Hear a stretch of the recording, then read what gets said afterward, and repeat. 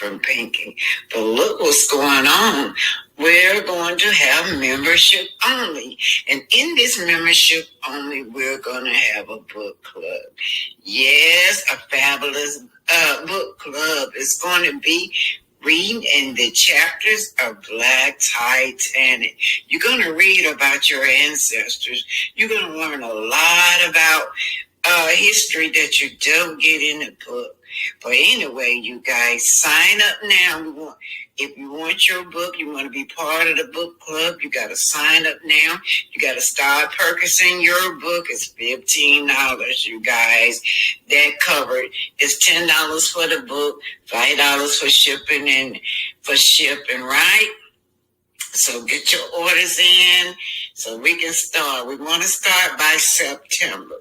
So the whole month of the whole month of August, when you'll be getting your book and you're started.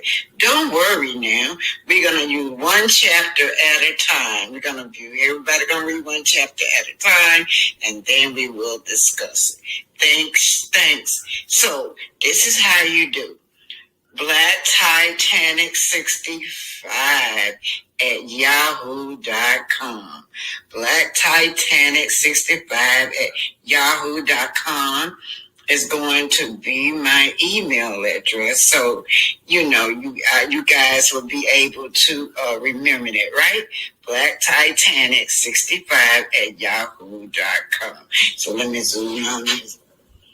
Black Titanic, African Approah, right? Read about this wonderful woman, Aunt Mary. She's everybody auntie. Aunt Melinda, Aunt Melinda. We will be sharing Aunt Melinda's stories. We're going to have a great time, you guys. Anyway, I want the whole world to know about my auntie who died on the Titanic. Thank you. Don't forget. Get those orders in so we can get started on the book clubs. Members only. We got to start a members only. Now it's going to only be 2. Quit hiding in the bushes now. Come on now. Hit that like button. Share and subscribe now. I know you peeping. Quit hiding in the bushes now. Come on now. Hit that like button. Share and subscribe now. I know you peeping. Quit hiding in the bushes now. Come on now. Hit that like button. Share and subscribe now. I know you peeping. Quit hiding in the bushes now. Come on now. Hit that like button. Share and subscribe now. I know you peeping.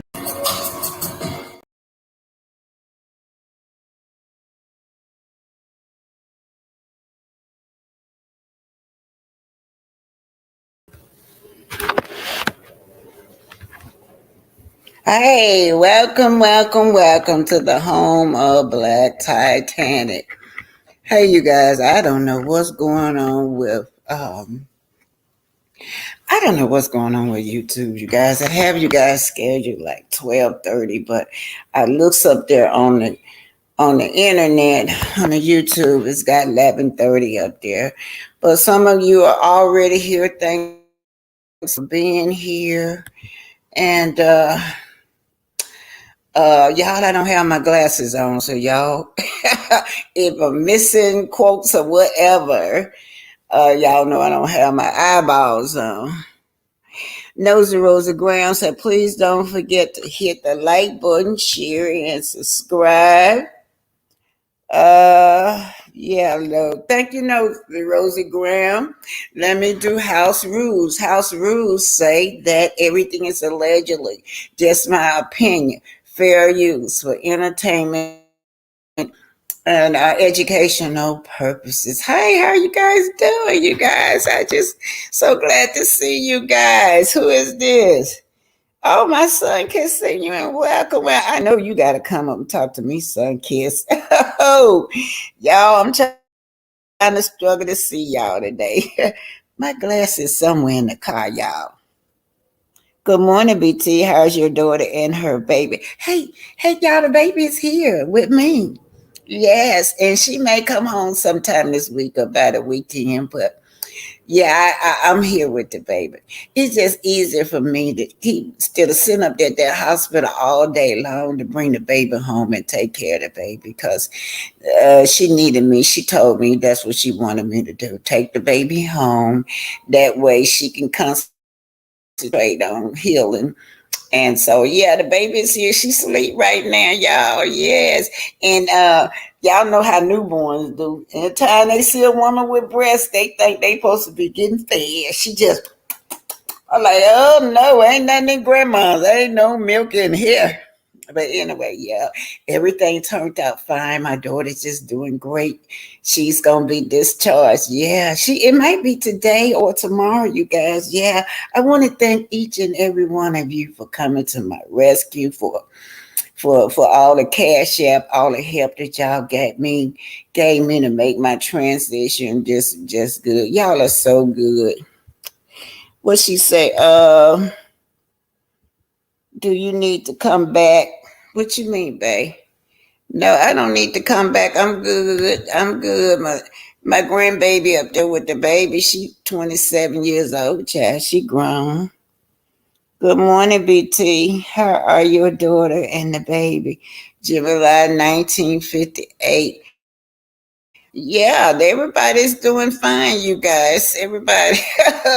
I'm the one with wore out. My daughter's doing good. And I talked to her. I said, thank God that you are healthy. She go walking every day. She go exercising every day. And I said, thank God that you took care of your health, because that when you get sick like that, that helps you to bounce back. I sure do wish I had my glasses on, y'all. Trying to strain to see what y'all saying.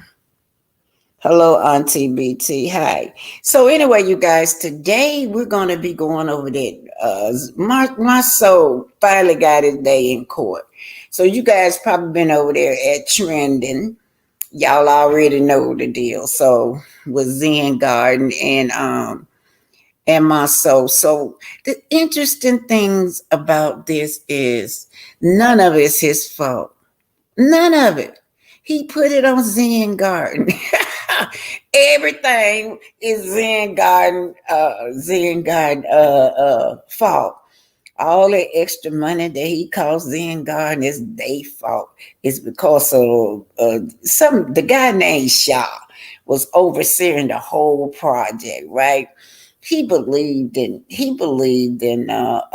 my soul. He tried to give my soul a second chance, y'all. You know what? Why would you mess up like your company like that? I'm so disappointed in my soul and Tisha and them and Scopes, because the host got a great reputation in town as far as when they were running their business. These people took a chance with Scopes, an unknown company now. Unknown. They went to bat for them. They really wanted to help this man out. And all the time he was scamming them when they were trying to help him and his family out. Y'all, when I ride all up and down from Huntsville to Madison to Athens, everything brand new, just building everywhere. Had it been my soul, would have did the right thing. He could have been well on his way to have generational wealth forever for his family, you guys.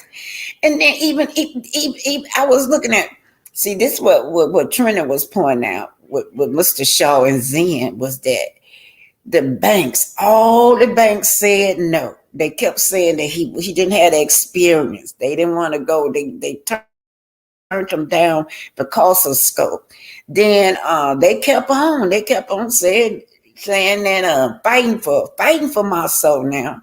They were fighting for my soul. We can't call these people racist. They not black people. They were trying to give this man a chance and his family, although they are a different color. They was trying to give them a chance. They fought hard to get get my soul that contract. But what did he do? He was so ungrateful. And that reminds me of the same way he do in Melody, how ungrateful they are with Melody, have balled them up front, feeding them, taking care of his family. And that ungratefulness is just there. I don't get it. Man, don't y'all know if I got an opportunity like that, I'm gonna do right. I'm gonna do right. And Sunkiss says, congratulations. Congratulations. I thought maybe you needed to get your glasses and come back. Oh, you know what? I can't find them, y'all. That's the problem, Sunkiss. I'm thinking, I went in the car. They went in the car. When I put on a video, I checked the other car. I've been driving my daughter's car, so they might be in my car, but I just couldn't find them, y'all. Yeah, I'm gonna put on a video while y'all watch this video of Zen Garden. I'm gonna go find them glasses because I need to talk. I need to see y'all. But look, you guys, I did go out on assignment yesterday. I went to the methadone clinic. I'm just curious about how production is handling this case with Kiki. I don't like it, you guys. This girl is just having a battle of her life. Hi, Mary White. I think Mary White is an expert in this field. Mary White, maybe you can comment on this. This woman is having the battle of her life, y'all. She's trying to heal, trying to get help, but yet what do? They paint her as with this stereotype as this thief, this lady that is incompetent, this drug addict. That's how they paint her, and then her own cousins, they sticking it to her.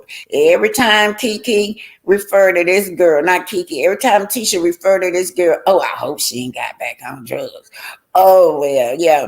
When she found out Tiffany invited her to the baby event, oh, that's just like her. She late all the time. She can't talk about nobody late. She'll never show up.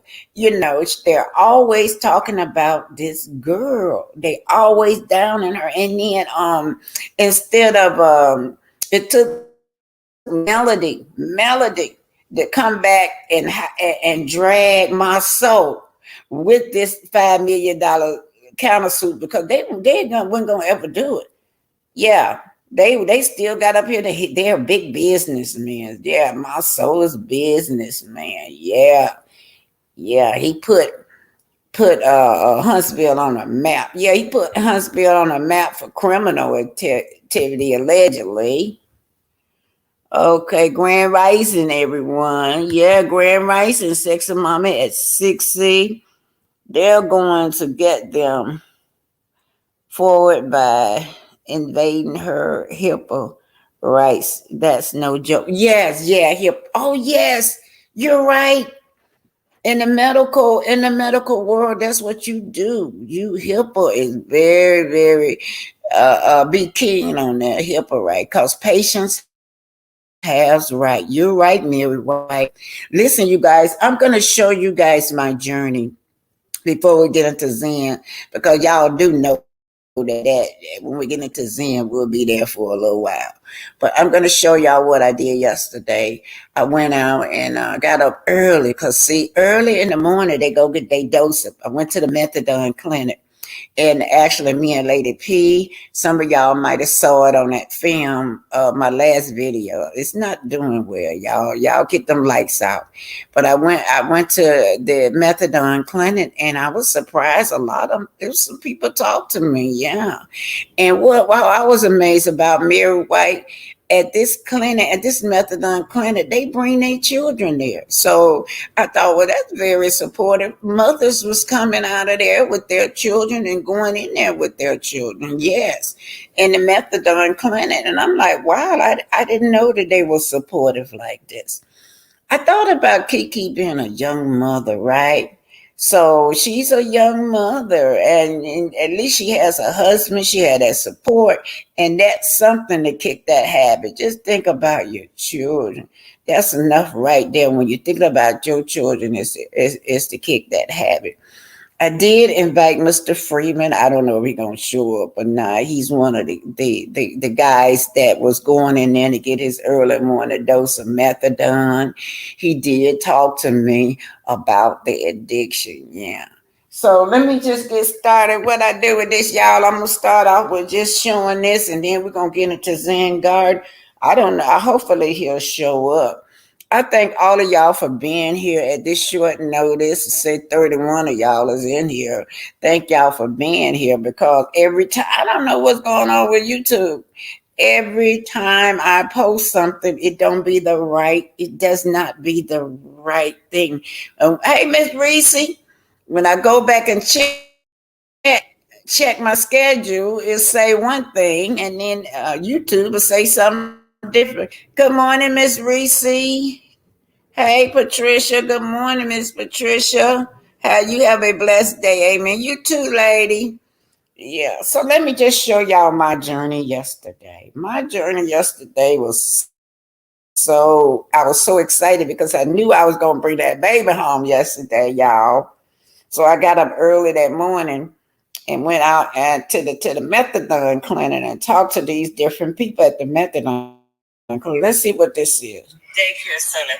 And this building, y'all call it a daycare? New Day Center. This is the this building here in front of us. This here, the one that's in front of us, is the counseling headquarters where you go, you see the doctor, and talk to your counselor. This building here. Oh, this building right here? Yeah, okay, let me get out. Now, when you turn around and look back, it's the billboard right there. Oh, I see it. Okay, you guys, this is Black Titanic. Actually, out on it. This is Black Titanic. I'm out here getting the story. Boots on the ground at the New Day Center, you guys, the methadone treatment center. She said that this is right here. What is this building, Mary? Building and the office of Miss Farrer. Okay, Miss Farrer is the owner. Is she a black lady or white lady? Iranian. Okay, she is. Anyway, she said she's from the Middle East, Iranian. She owns this facility. This is the office. And then you go in there and get your counseling right here. Okay, what is this area right? This is the front, y'all. We was at the back where the patient was. Let me get over here so y'all can hear. That is the dosing area. That's where you go. Where it got the warning at? Yes, that's where you go in and get your methadone. Okay, this is the dosing area. But this is the front side of the building. Right, this is the front side, you guys. They use the back entrance. And where we were in, this is New Day Treatment Center, you guys. This is, across the street, you got Grady Hospital. What kind of convenience? New Day Treatment Center for methadone. And this is the front area. Right here, that door right there is where you go get your dosage. Right here in that corner building. Right there is the office of the counselor. Yeah, so let's see what that is.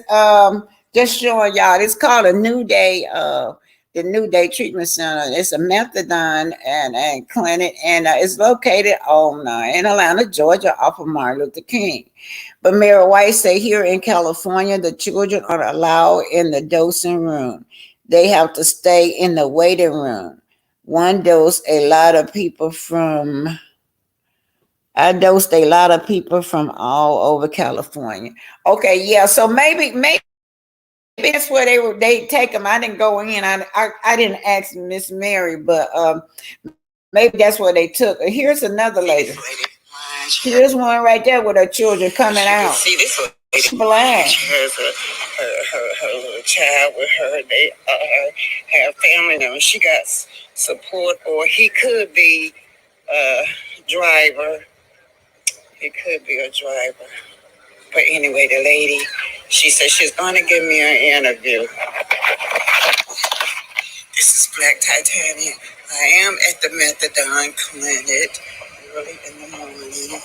She is assisting lady in the car. Now, it seems like they all are unified. She seems like she's blind, but she's willing to help her. Now, she's willing to talk, but not right now. So, I'll get off the interview, okay?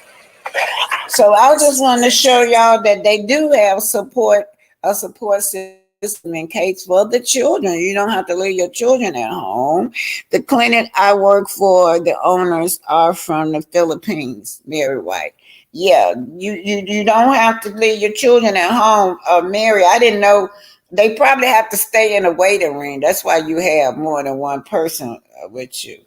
And Miss Sunkiss says, Miss BT, I love how you cover so many topics and how you are on sites. Your journalism skills. Thank you, babe. Y'all sorry about me doing. Okay, let's see what we're just what we're doing with you. Yeah, now I'm gonna show y'all Mr. So we're just sitting here in the car, y'all.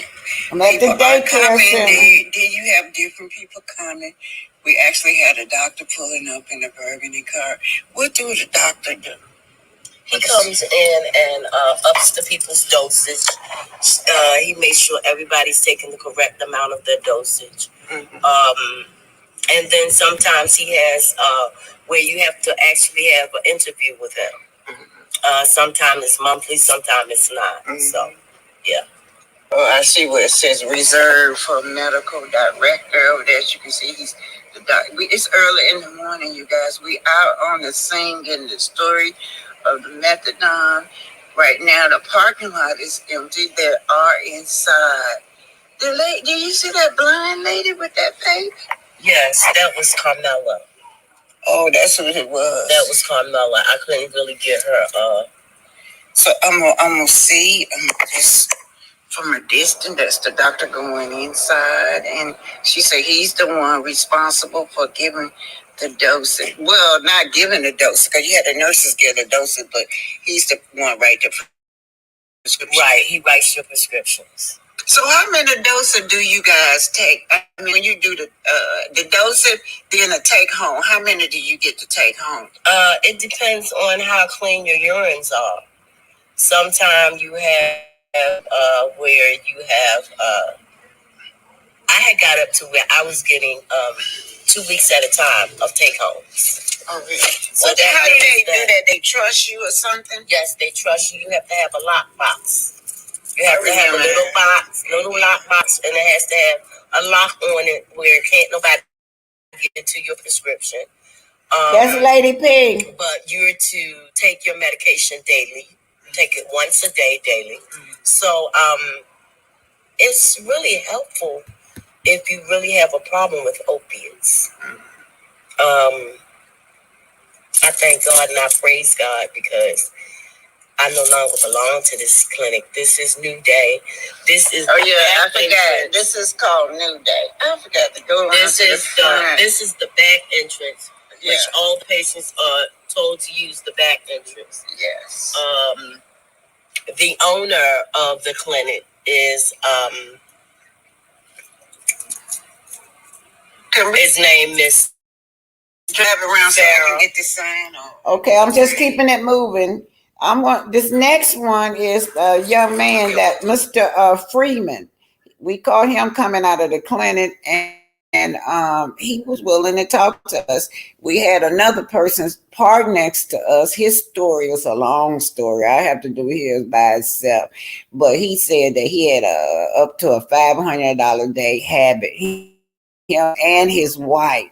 Now, I thought the lady with him was his wife, but it was his mama. They both is addicted to, whatever. I don't know what the mama drug of choice, but he said his was methadone. But him and his mama both was at the clinic. Oh, I see what it says reserved for. Okay, let's see if this him. Let's see. Yeah, they start cracking down on people. Yeah. He said he got 180 what? 180. Right. All right. Thank you, sweetie.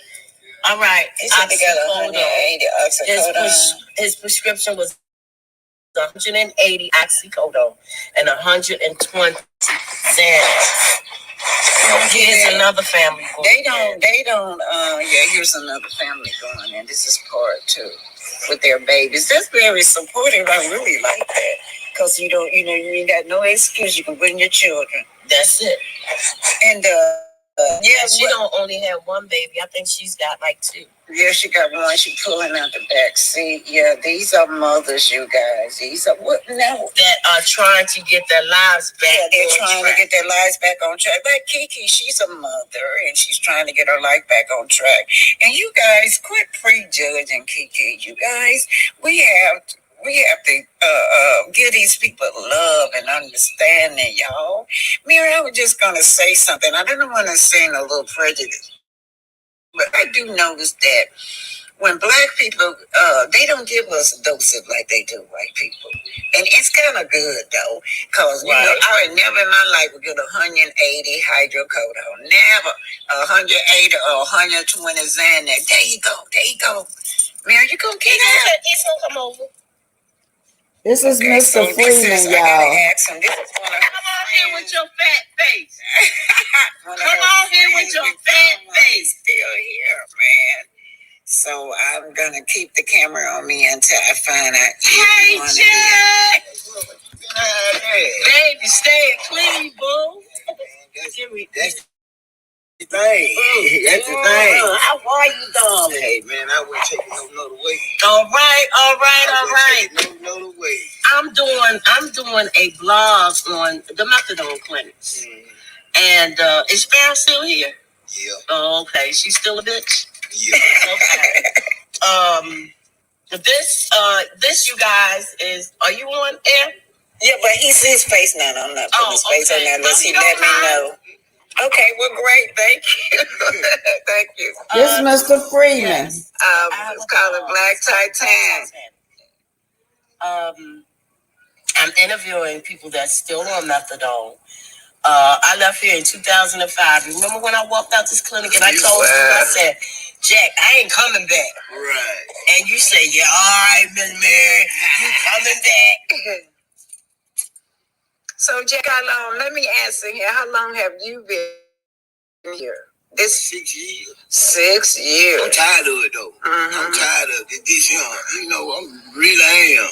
But I don't find myself now, but I really don't even need it because I can go 3 days and they ain't got to do no methadone. Okay. And don't be sick or nothing. Okay. I want to know. How did you get to this point? What were you on before they put you? Heroin. Okay. Wow. So heroin, like I told you, that's an opiate that takes you to a whole nother level.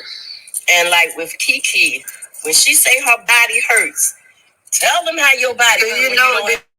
You know, it's a boy. Look at him.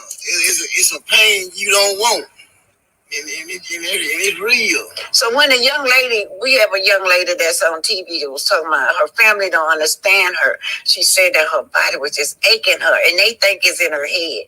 But you're here to say that you know firsthand that she's not. No, she not lying. She going through it. She going through the withdrawal and all that else. Oh, that's what caused the aching. Yeah, that's what caused the aching, the withdrawal. Just say for instance, like me, when I was out in active addiction out there, it took me a whole gram and a half to even get right. For me to even function, to eat, to do anything. So she ain't lying. But once you come to these clinics, once you get in the program. And like the program states that, 10%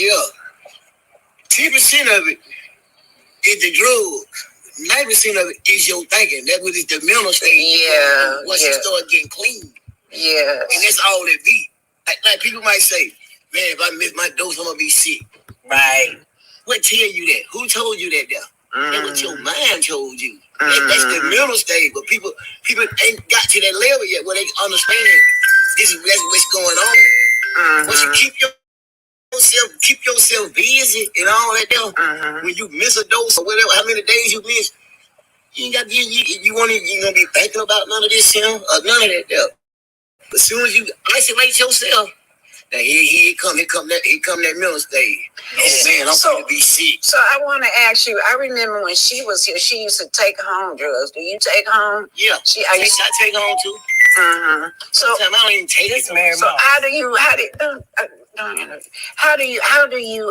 make it last? You have to make it last till the next time you come to the clinic. You gonna dose. Before you take home, you gonna dose that day there. Can you explain to them what you mean by a dose? Explain to methadone. Okay, a dose of methadone. You might be on 30, you might be on 20, you might be on 50, 80, 85, or 100, or whatever. That's what I mean by dosing. It's the milligram. And that's it. And then when you take it home. Now this young lady was hurting. Can you hurt and still be doing a methadone?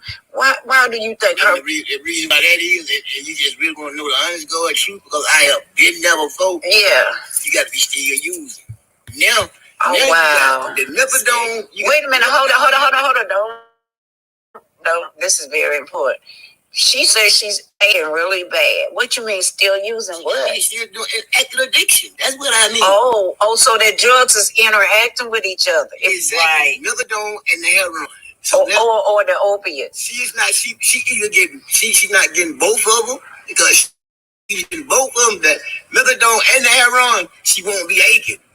Oh. Right? But if she missed one of them, if she ain't got one of them that day, she ain't gonna feel the same because the methadone, it ain't gonna be able to do its thing the way it's supposed to do.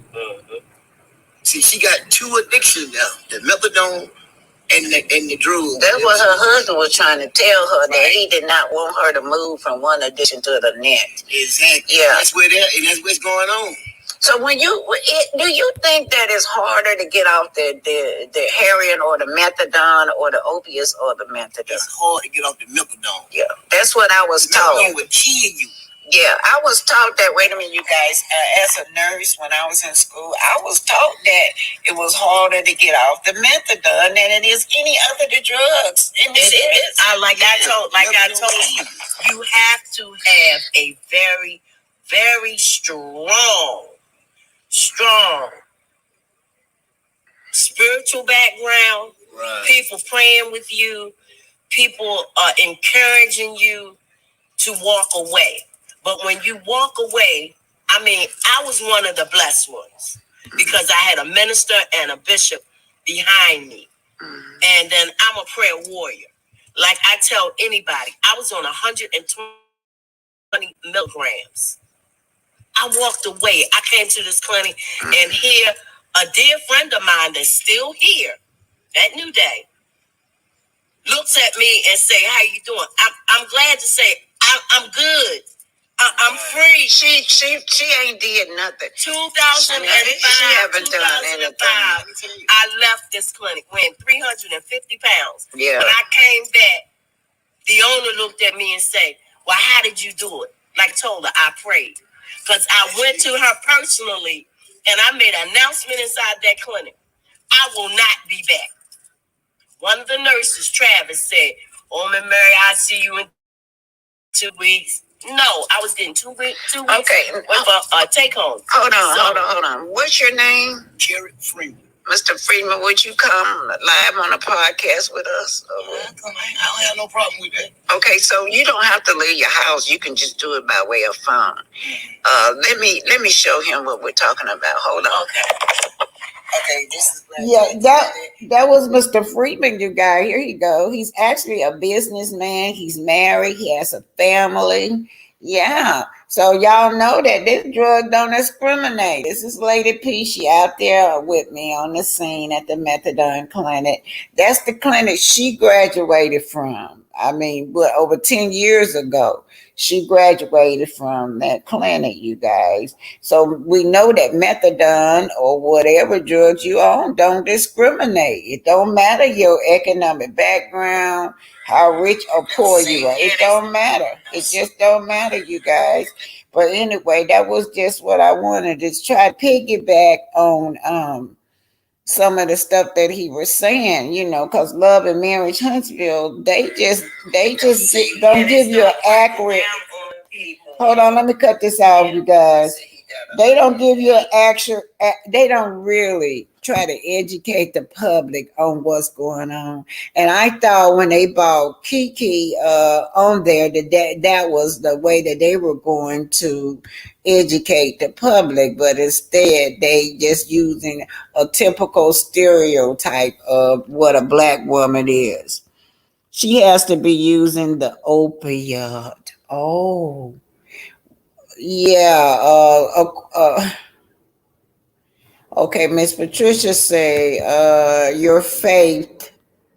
You know what, Miss Patricia Ellis Robson, if you listen to Lady P, that's what she keeps saying. That's what healed her spiritual journey and her faith.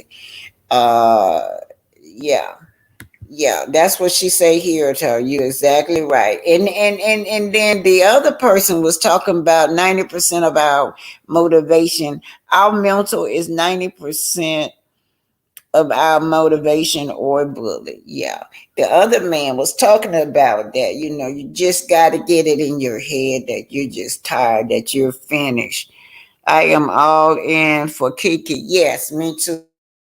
I'm all in for Kiki too, Arlita Jordan. Thanks for being here, Arlita. Yes, that's why I decided to do this, so that we can know that this girl is not lying about her. And I heard, so many people were saying so many nasty things that she was faking, that she was hurting just because she wanted somebody to feel sorry for her. But they body go through I wish I could find. I got one where the other guy, the white guy, he was saying that the drug that he was on went straight to his bone. Miss Mary White, she knows what I'm talking about. He called the name of this drug. Him and his mama down there said the drug went straight to his bone. Yeah, so they called. Let me see if I can find him. Yeah. So he kept saying he didn't want to be on camera, but he kept talking, so I just kept the camera rolling. Yeah. Yeah. There's something about I have to respect her wishes. Let me see if I can find him. I sure want to find that man was very educational, that white man. But one thing he said, Miss Mary White, I want to ask you this. This man said that they would give him 180 hydrocodone and 120 Xanax. I never heard of that. But I hear a lot of black people complaining that, when you go in and you're hurting, they oftentimes won't believe you. So you're not going to get that kind of medication. But it's kind of positive in a way because those drugs are addictive. Have you ever gave, you're a dosing nurse, have you ever gave anybody or know anybody get that many drugs like that, Miss Mary White? Is it you have to be weaned? Oh, you got to be weaned off of it. Yeah, that's what yeah, that's what Pinky was saying. Lady P and Pinky, her nickname is Pinky, so I call her Lady P. That's what she's saying, that you have to be weaned off of it. A lot of them said they take and lower the dose. They'll lower the dose. Okay, okay, y'all. We're gonna get on the Love and Marriage Huntsville version. If Mr. White show up, Mr. Freeman show up, y'all let me know. Okay, I'm gonna put trending on. While trending is on, y'all, I'm gonna run to the car and see if I can get my glasses. I can't see y'all. It's straining my eyes and trying to see what y'all say. If I mispronounce something, that's why, y'all. Good afternoon, Black Titanic. It's Purple Unicorn. Hi. Mary White. I don't believe Kiki relapsed. Yeah, you did say you didn't. You said you didn't believe her. I don't believe she relapsed neither, because she wouldn't be hurting if she relapsed, y'all. She wouldn't be going through all that pain if she relapsed. She'll have that stuff in her system so she can feel better. But yet and still she going through it. She decided she whatever. That's what my friend Lady P, I never judged her. Y'all know she was the first black person I ever met that was on heroin. Yeah. So but when she told me that she was at the methadone clinic, I never judged her. When I first met her, she told me about the methadone, but she was off of it. So I don't know what happened to make her get back on there. Like most addicts, you in and out, in and on and off these drugs, trying to kick these drugs. And I guess she said that she finally made her mind up. And Miss Patricia Ellis Robinson said, it's your faith that healed you. And that's what got her through, was her faith in her spiritual world. She had pastors, and she had other addicts around her that had healed. That other lady came in here, said that she would not, couldn't take no advice, or she couldn't have Lady P as a counselor because she was on the drugs so long. But I say that the people that are on the drugs that have kicked the habit for over 10 years to 20 years would make great counselors, y'all. They really do. Mary White, are you still working at these dosing clinic? Yeah, we used to call them. They didn't when I was working in them. We didn't call them dosing. We used to call them retreat center, Bradford Drug and Retreat Center. I used to work there when I was in Huntsville, but that was back in the 80s. That was so long ago. A lot of stuff had changed. Okay, y'all, we finna go into this man right here. Right here. We're gonna go into this because for one thing, He sent up here Shay Melody, y'all. Shay Melody about her own business. And guess what? His business deal is worse than anybody on this show, y'all. Between him and Storm and them two right there, they were weighing me out. When I say weighing me out, going up there to the courthouse. I stayed down there at that courthouse. They got used to, y'all know, Stormy was in there more than myself.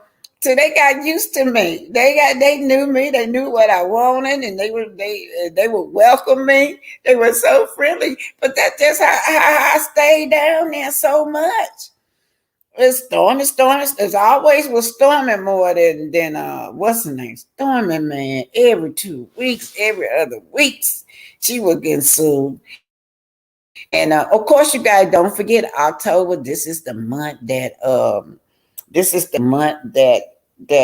Egghead and her go to court. Now this time it's a little different because Melody is taking him to court this time, and boy, she got so much on him. Yeah, she got a lot on him because since that last time that they were in court, Coleslaw and came out, said that she be babysitting her kids. Belinda came out, said she be having those children. Yeah, a lot came out. Hey, welcome, Trini. I'm just getting ready to show your tape. Yeah, Sexy Chocolate. Hi, Sexy Chocolate. Y'all welcome Trini. I'm finna put her on, and y'all can talk to her in the chat while I go see my glasses in the car. Be right back. I'm gonna put this up, Trini. This is the part that this is the part to me will look like Scott's trying to blame Mr. Shaw for everything, y'all. And then his proposal, whatever you want to call it, the reason that they did go with him because he was $1 million cheaper. And he said he can, Marsau can provide all these experts in the electrical, the plumbing. Oh, he had all these experts on board. Y'all come to find out that his, what was the superintendent was Michael Scott, his brother. And then I was watching the last episode on Maurice. He the manager for Maurice too, child. I'm telling you, Michael, your name tied up in a lot of stuff. You gonna be going down with them, Michael. You going down with your brothers, cause y'all fraud. You did an excellent job, Trendy. Excellent job. Yep.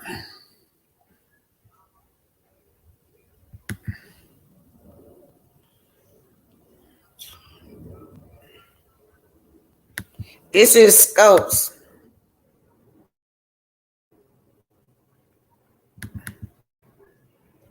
Yeah, Marcel thought that he could get in there and finance these people like he been doing the small business, finesse these people like he did the small business people. But Zen Garden, he should have left them alone.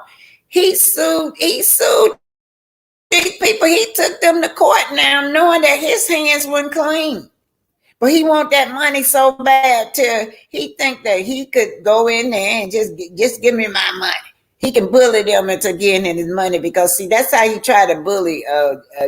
Y'all remember Buzz? He kept telling Buzz if he keeps scandalizing his name, he'll take him to court. Whatever you want to take him to court. Talking about his money is long, he can go to court. Yeah, and so is it in God.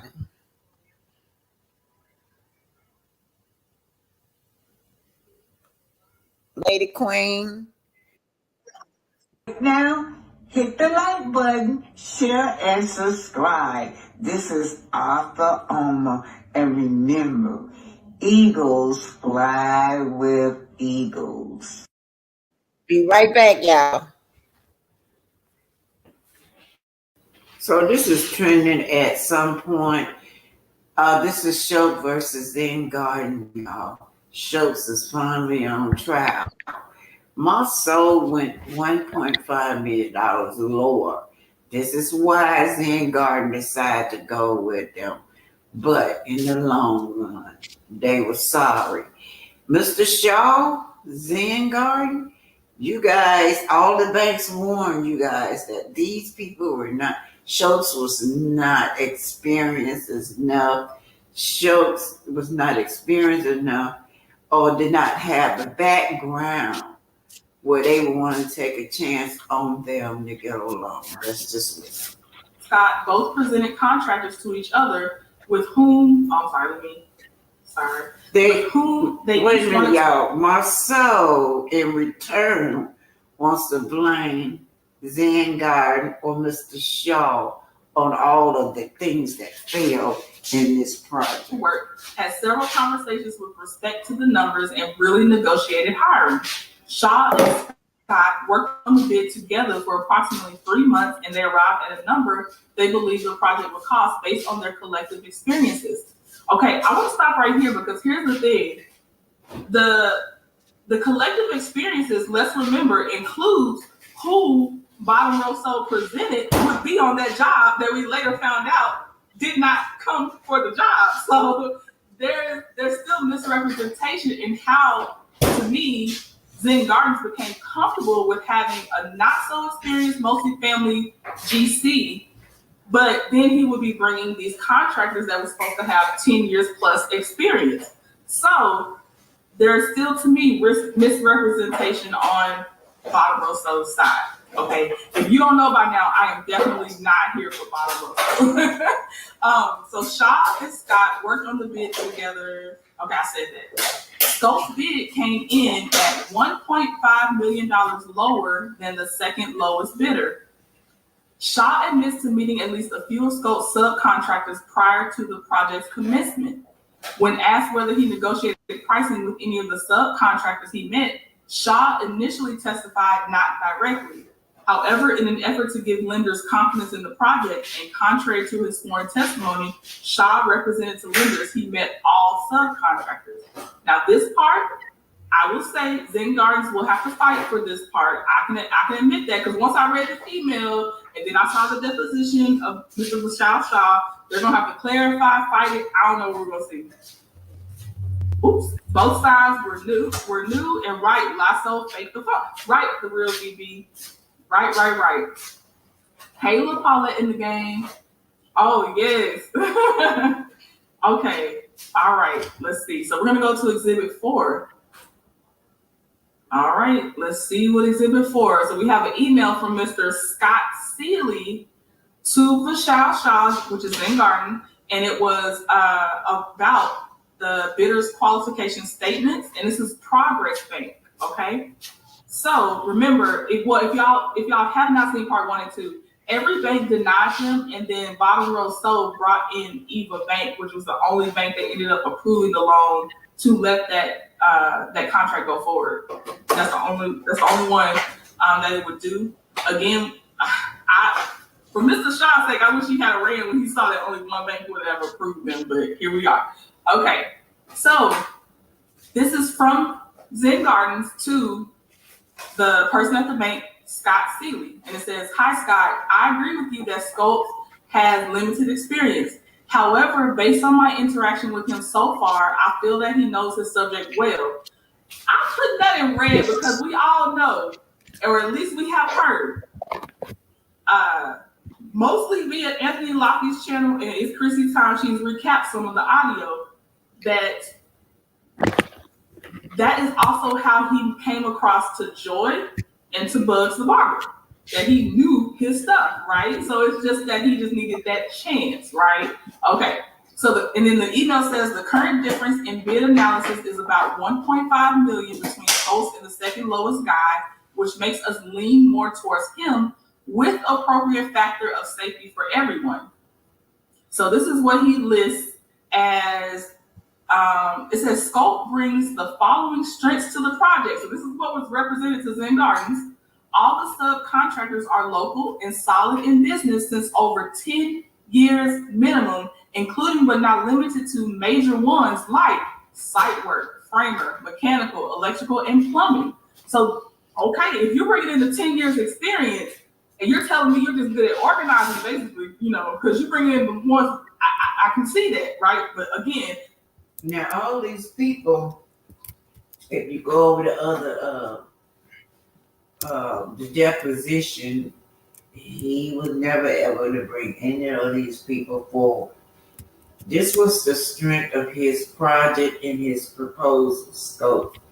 Remember, they're professional lawyers now, and they're actors.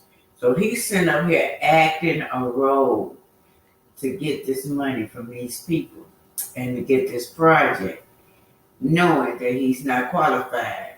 Now, if he would have been able to bring in all of these people with the 10 years experience, like he said, the framer, the mechanic, the electrical person, the plumber, if he were able to bring those in, then there would not be no problem.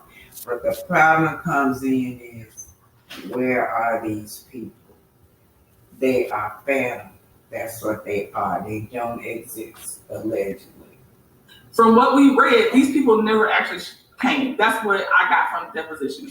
Number 2, all the subcontractors are bondable for their portion of work. That is very important.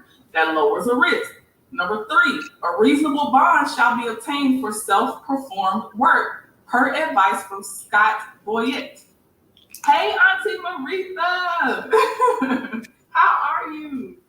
Okay, number 4, I have met all his subs last week with good interactions and experience with multifamily and commercial projects.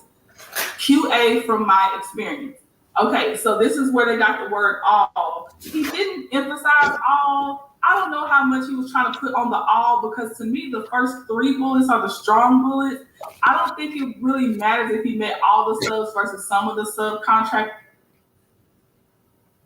So y'all see, Marsau good at posing, y'all. Y'all know he love to pose. Take pictures with a bunch of people. They're his contractor. They're his team. We see that a lot, Mr. Sam. Yeah, the fans see that a lot. He always posing with people as his team.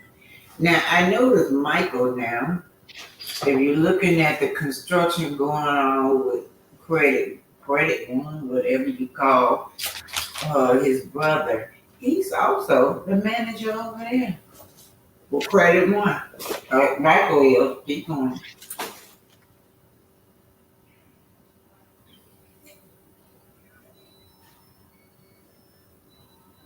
Yeah, he the manager for Credit One too, y'all. Michael name popping up. Okay, I see what's going on. I got to come back down here. Because in the end, you're telling me you're going to bring these people with 10 years minimum experience, and they're be bonded. Like, that's what I would think. Right? Black women are in the building. Right. So number 5, he's saying that a strength that Scholt is saying they're bringing is a good project manager and superintendent. Is that not Uncle Mike? That's going to be Uncle Mike. I interviewed them last week. No. So Uncle Mike is a jack of all trades. Now Maurice, y'all look at it. Maurice had bald head, meaning that his manager also died. Uncle Mike, you got some explaining to do, because these people gonna need to summon you in court. Let's keep it going, you guys. Number 6, Marsau Scott, principal of Scholt, is resident of Madison and will have continuous oversight. That's what he represented to the bank. I feel like those are reasonable statements to what was being presented to him. Okay, it says, in addition to the above, okay, we'll go in summary. In summary, we feel that if the subcontractors are solid and local with appropriate bonding and builder's risk insurance policies, how like the phrase insurance policies in place, along with proper construction management, we can successfully complete the project within the budget with desired quality. In this case, a smaller contractor like Scholt can pass on the savings to the project, unlike bigger general contractors, and a small business gets lifted to the next level with appropriate safety layers. So you see, he is also here supporting a small. So yeah, so how did y'all mess this up? Why didn't you care I be riding up and down Madison, Huntsville, all that construction going up with these, that this man could really be rich. Tisha, this man messed up bad, Tisha. Yeah, maybe you need to take over the company for real. Because he could be a millionaire had he would have did the right thing. Zen went with him. They gave him many chances, many opportunities. Yet he continually tried to be crooked and scam these people rather than to put his best foot forward, do the work so that you guys can have a great reputation in town. Like the host had a great reputation in town, you guys. That's why people will always come back to Melody. Let's keep it going. Right now, he just messed up. He messed up for his family. We're talking about now a man that had messed up generational wealth because he's crooked, allegedly. Business. Okay. Hey, Jazzy J for life. What? Oh, okay. I can find out later. Let me stay on task. Black Top Tennis said Basement Billy in charge. Wait, no. I thought Uncle Mike was in. What was? Whoa, Basement Billy had a title too, didn't he? I was playing with you, girl. I'm just playing. When I put Basement Billy up there, y'all, I was just playing. Go ahead on, girl. I'm just playing by Basement Billy. Uncle Mike, Scott, and Basement Billy were mentioned in that deposition. Hi, Jesse Brayley Lewis.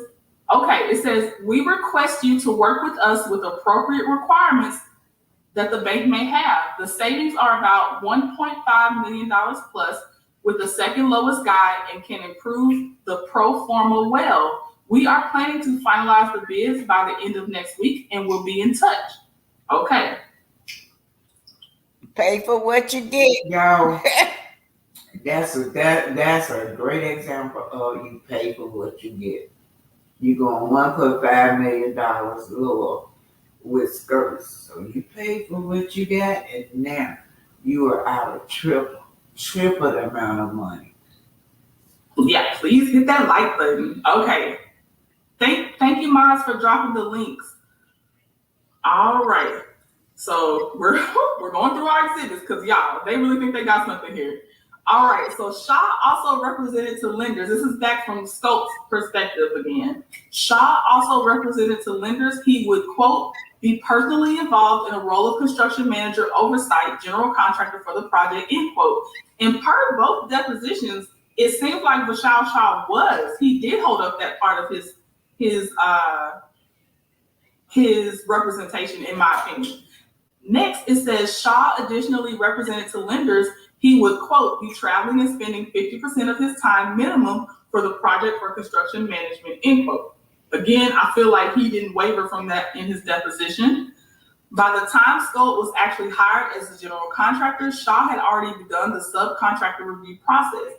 It is funny to me that Bottom Rousseau and his attorney keep making it look like Shaw in that part, in that stage, was making the decisions by themselves when they made them together. And again, we know how Bottom Rousseau fast talks people. And then I will also point out for people that did not watch part one, English is Mr. Shaw's second language. I believe second. It's not his first, okay? So between Marsau fast talking, you see how he tries to talk circles around the local people in Alabama. I can only imagine how it was to try to keep up with the verbal promises versus the written promises. And I feel like Zengards is holding him to his written promises, in my opinion. Okay, now it says, ultimately Shaw and or Zengarden hired the subcontractors that work on the project. Okay, so they did it together. As the project moved forward, Shaw communicated with Scott frequently, often daily. Even when on site, Shaw frequently had in-person meetings with Scott. So this right here supports the fact that he said he'd try to be there at least 50% of his time minimum. So I don't understand, but okay. Then it says during these...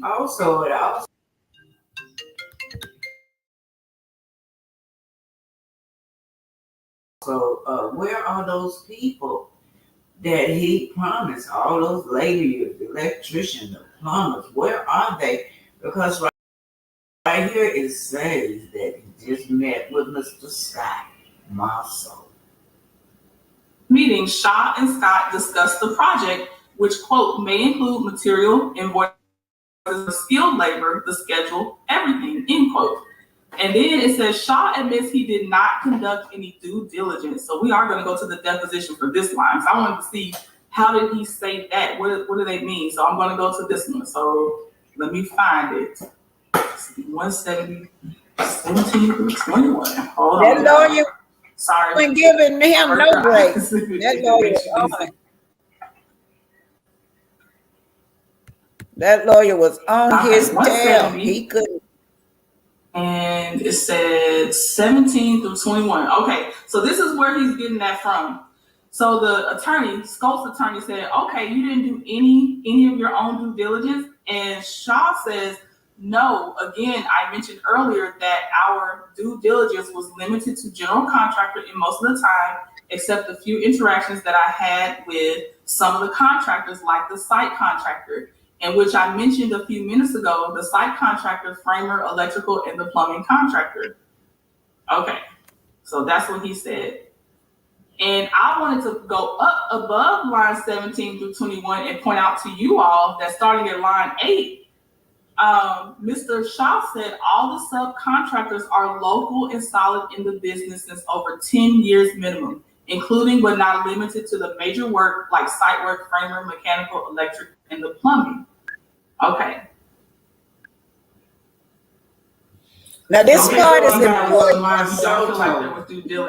He was interviewing people that were supposed to come on, and but again, I don't know before Buzz and Joy how much locally they could have researched. A lot of times people don't leave stuff in writing. That's all I'm gonna say. But I don't know. They probably still could have done something. They maybe could have found something out. But we are here now, so they just gotta go from this point. All right, their next point is mere months into construction, in the midst of the COVID, I already said it, the C word, and prior to any deadline for final substantial completion, Shaw hired another general contractor, leading to substantial cost overruns. So then they presented Exhibit 5, which they're saying on February 24th, 2020. So y'all see right here where it says C, where Shaw had hired another general contractor. Now, at this point, he is realizing that Marsau is very negligent. Scopes is very negligent. Marsau don't care for them, like he told,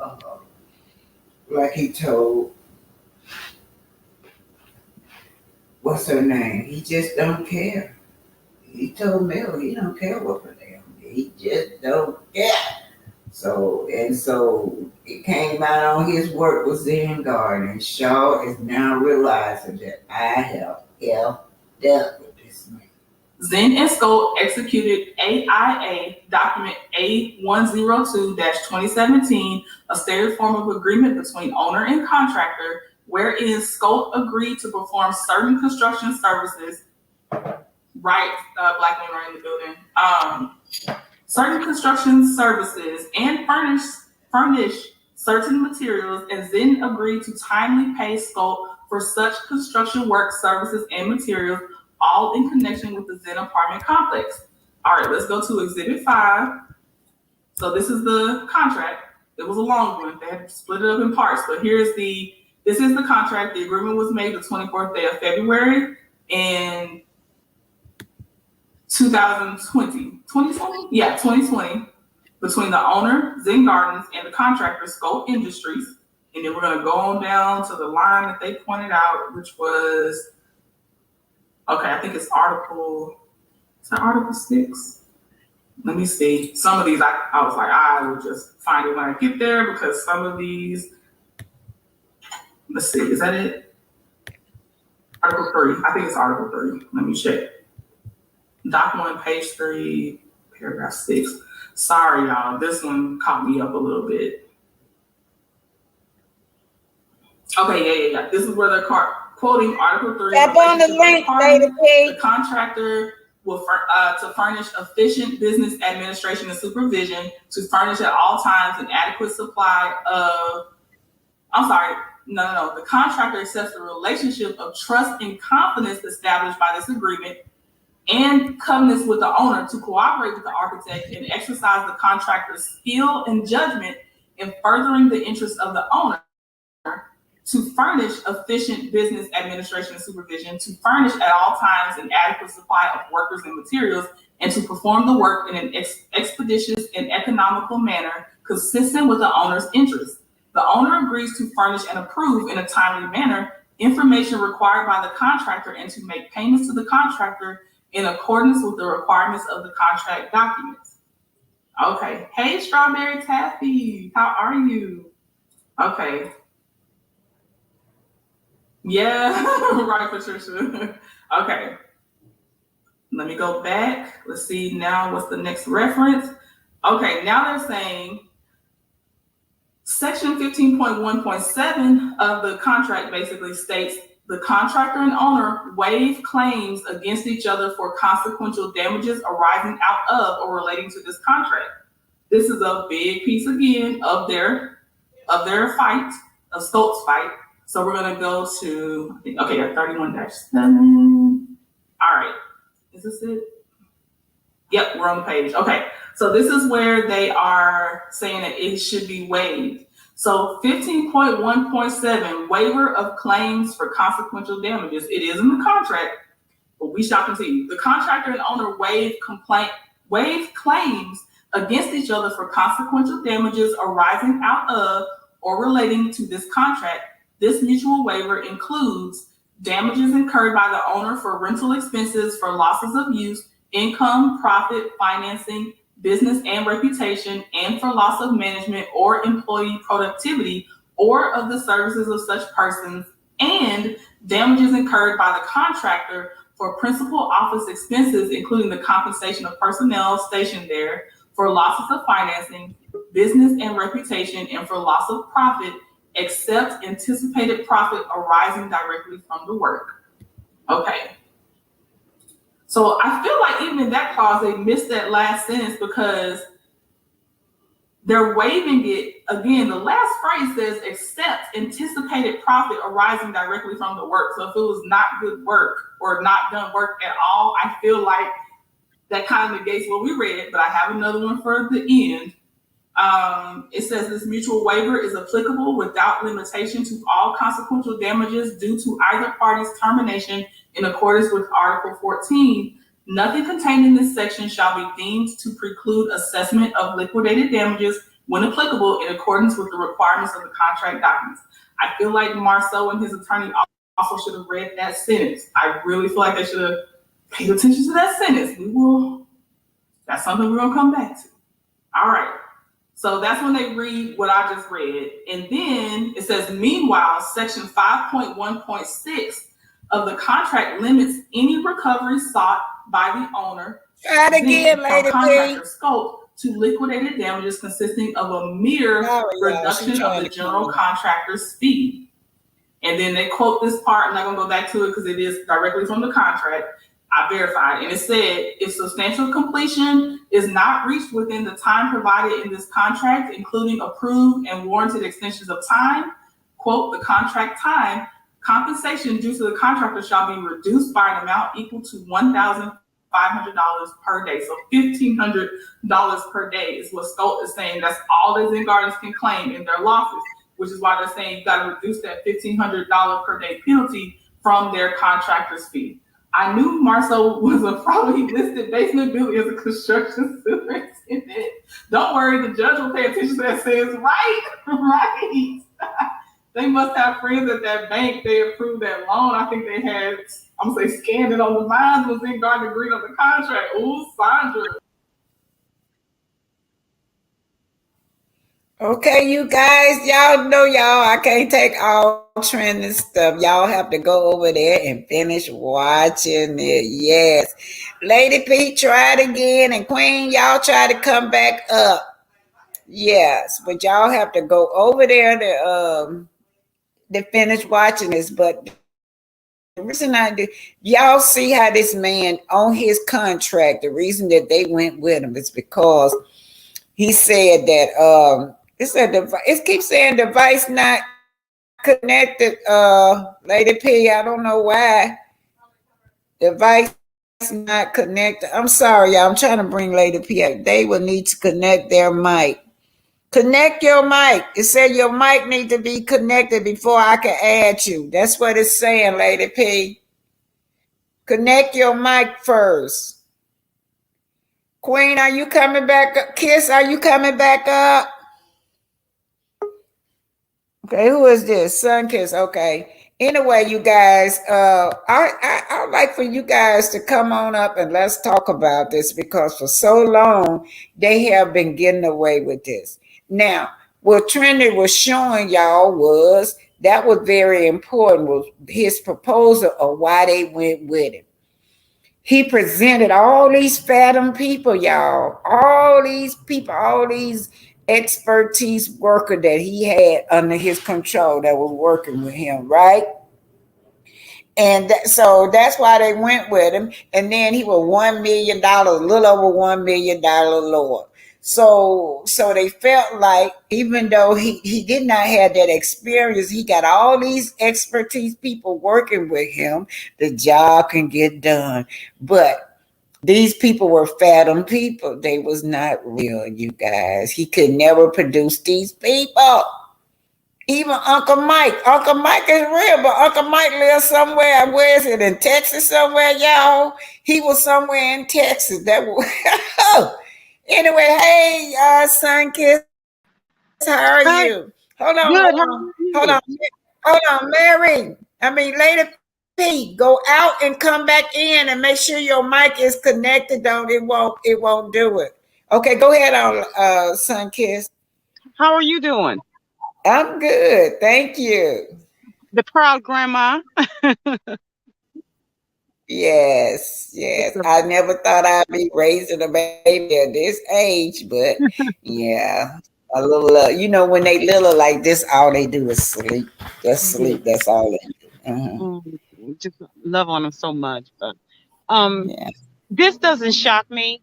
This, like I said, people are using the word narcissism, way too loosely. However, as I said to you on here before, and on Auntie Pinky's show, that there are narcissists that are born, and there have been narcissists that have been undiagnosed.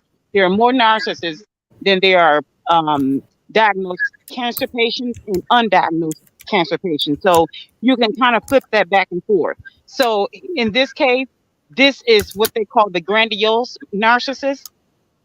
And Mm, the reason why he thought that he could get away with this because the average grandiose narcissist, or the narcissist period, but in this case, the grandiose narcissist thought that they always think that they're the smartest person in the room. And that they honestly, truly think that they can pull this scam off very clean and neatly. We mm, as normal minded people think, oh my goodness, you idiot. How did you think that you can get away with this? We think we're awestruck and think how I'm trembling thinking how in the world that scares people like us. But they think, oh no, I'm the smartest person. They mm, think that they can talk to you and gaslight you. To gaslight a person is to honestly look at a person and to convince a person that the sky is polka dot. And the whole time they're talking, sometimes they can't convince a person that the sky is polka dot. And when they get done talking and gaslighting the person, and as they're mm, gaslighting that person and convincing that person, they're getting off on it.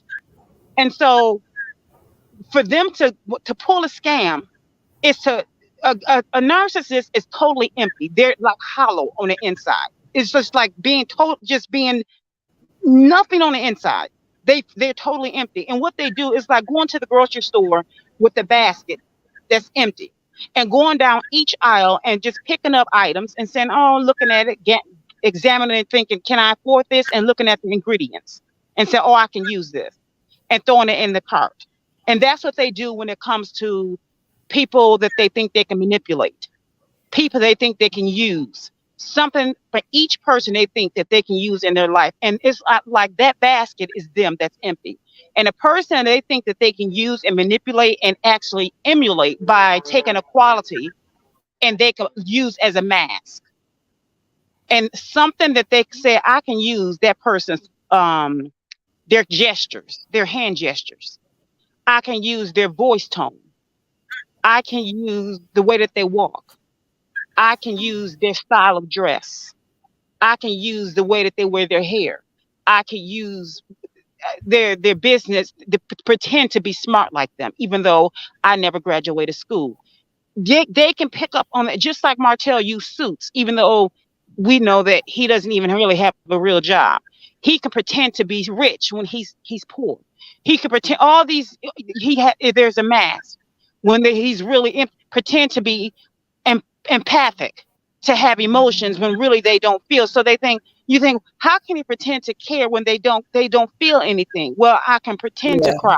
A person can pretend to feel bad. I could just turn on the waterworks and start to cry and fall. How do I pretend to have emotions and then turn right off as soon as I turn and walk away?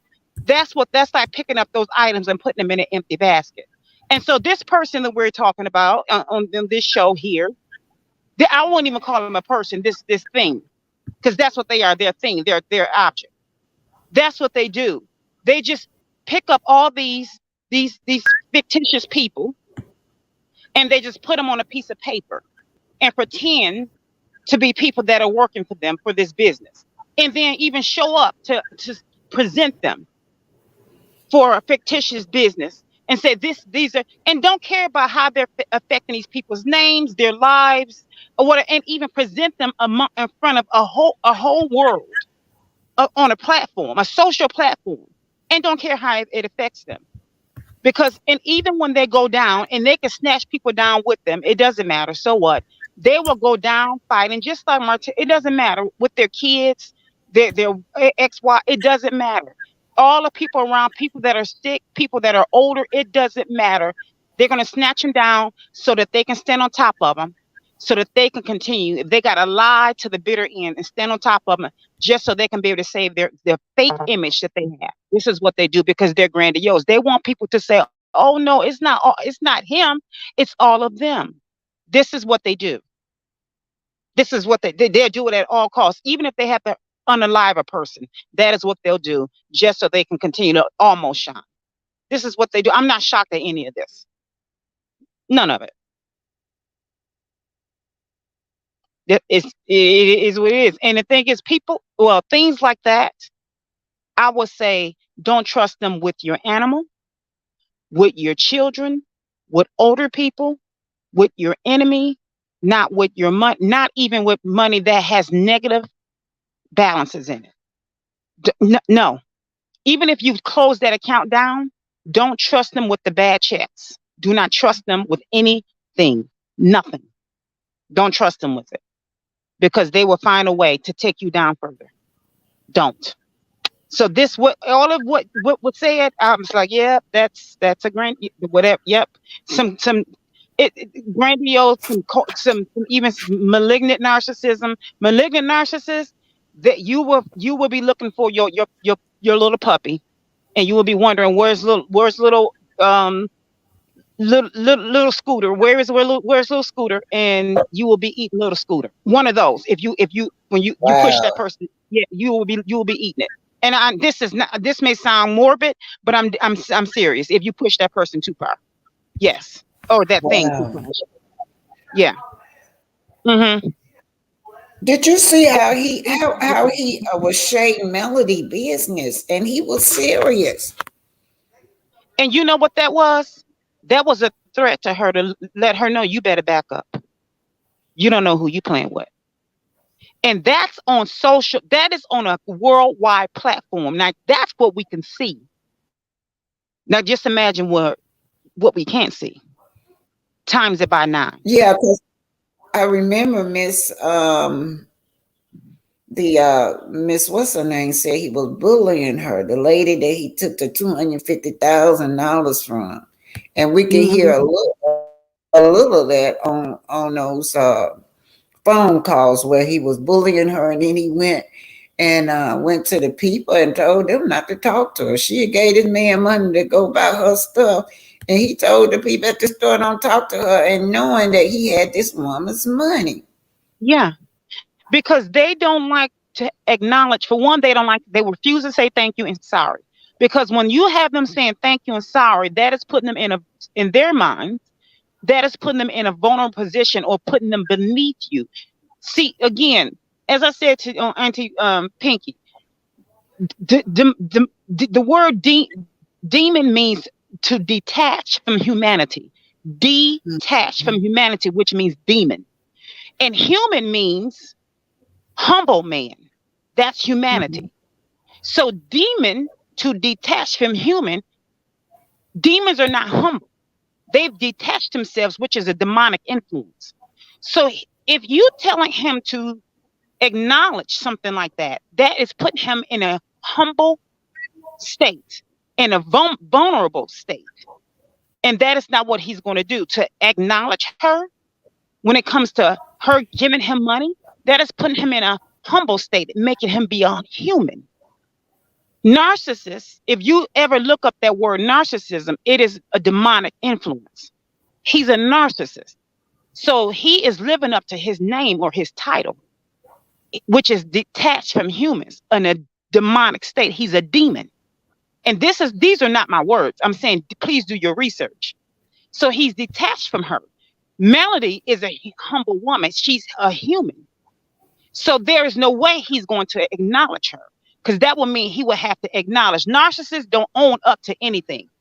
I noticed that, excuse me, I noticed that when Trendy was reading off all those this deposition, he never acknowledged anything. I mean, even the simplest thing that that he should acknowledge, he never would. He just kept saying, I don't recall. Yes. That's what they always say. I don't remember. I don't recall. That's what my egg donor used to say. I don't remember. I don't recall when I was touched by her brother, when I was touched by the guy that she eventually fell in love with. I don't remember. I don't recall.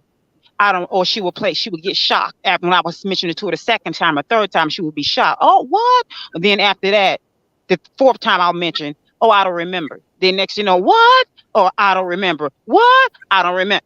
The fifth time, the sixth time, the 10th time, back and forth. She never acknowledged it. This is why, because it will make them be a human. To own or acknowledge will make them be a human, which will make them a humble man. They are not human. Son, kid, do you really think that this man think that he could get over on Zen God? Oh, in their minds, let me tell you something. Satan still thinks that he can get every man to leave God and to serve him, every single man, to this day. Because in their mind, narcissists think they're honestly, if you have them do a test, and I'm telling you, it's a man named Lee Hammock, and he's a self-aware narcissist, and he's been in therapy for like 7 years now, and he took a test. And he said, I will have to be in therapy to the day I die. He is the one narcissist that I follow only because he's self-aware, and he's been in therapy for 7 years. I would not tell anyone to follow a narcissist. This is only because he's self-proclaiming. He has a big following, a lot of celebrities, a lot of people. He's very reputable. Please don't never follow a narcissist. Only him. And I've actually talked to him on his show too, like I'm talking, on his panel. Here's the thing.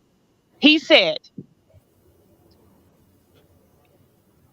hello? I'm here. I'm gasping right now. Okay, Trina, let me read this right quick. Trina said he wouldn't even acknowledge that he knew what time sensitive meant. Yeah. Mm-hmm. Here's the thing. That is such a narcissist. He said. Now here's the thing. Lee Hammock, and his show, his channel was called mental illness, and he would tell you walk from a narcissist. He would tell you that, although he's married with his kids, but it took his wife to leave him. But he said he will acknowledge a narcissist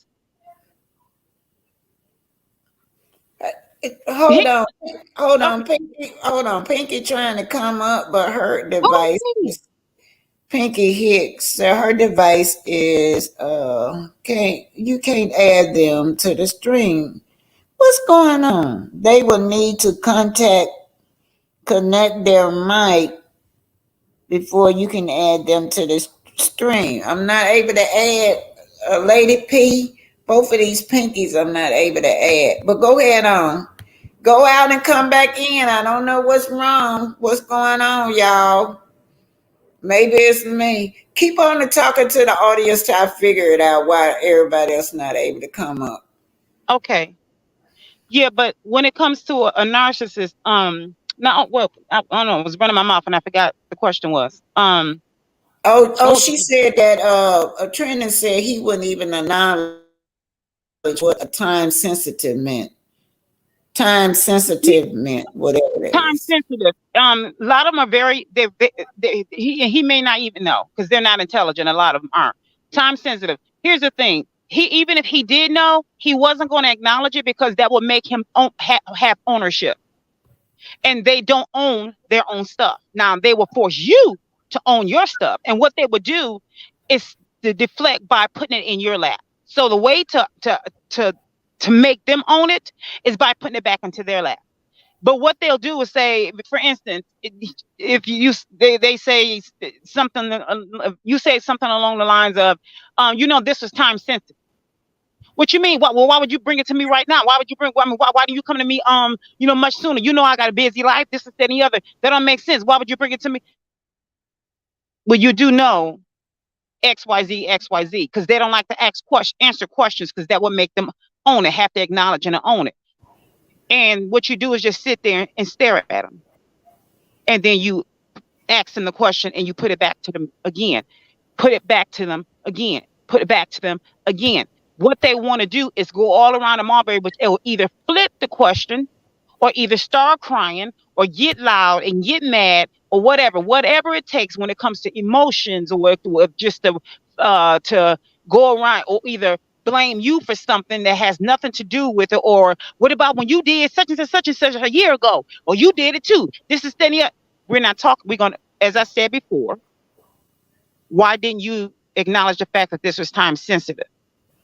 We're not talking about what I did last year. We dealt with that. Again, what we're talking about is this right here today. I asked you about XYZ. We talked about XYZ. This right here is important, and I needed you to acknowledge this today. You agreed upon this, and you didn't live up to it. You got to stick to it and keep it in their lap. And every time they put it in your lap, you put it back in theirs, because that is what they do. And what they do is try to play dumb. And that's what that lawyer was doing. If you listen to what Trinity kept reading off what the lawyer stayed on him. He kept putting everything back in his lap. That's exactly what he was doing. Thanks. Because you know what? A lot of lawyers and doctors are starting, and a lot of therapists are starting to train themselves on narcissism because they were being gaslit, and because the fact that they're being gaslighted by a lot of narcissists, or they're losing a lot of business because so many people are narcissists, or because they just won't deal. They will not deal with a narcissist, and because of that, because they were losing a lot of work because so many people are narcissists. So they're actually. And now it's becoming a prerequisite. They're actually having to be trained on narcissism, or because a lot of their clients are suffering from narcissism, so they're having to school themselves on it. So yeah, they're having to, and so now they're knowing how to deal with a narcissist. Yeah, that's probably why that lawyer knew what to do. Yeah, he kept on. Yes, he did. And then too, I noticed what that lawyer would do. Like, he said he didn't have nobody by the name of Michael. That he didn't know nobody, but then he'll make a mistake on the stand and call his brother Mike. And then that lawyer throw that right back in his face. You mean Michael is Mike. The lawyer kept throwing, just like you said, kept throwing everything back in his face. But this is what I want to know. Now, when Trinity was reading off that deposition, he kept saying he didn't recall, but when it came to his wife, He recalled everything about his wife in that building now. He Mm-hmm. recalled all of that. He threw her under the bus, but everybody else he couldn't recall nothing. But he did with his wife. What's going on with that? You would Because think it's that he would protect that wife. Somebody Mhm. at the door. Go ahead on top to the audience. I don't know who this is at this door. Okay. Go ahead. Because it's selective amnesia.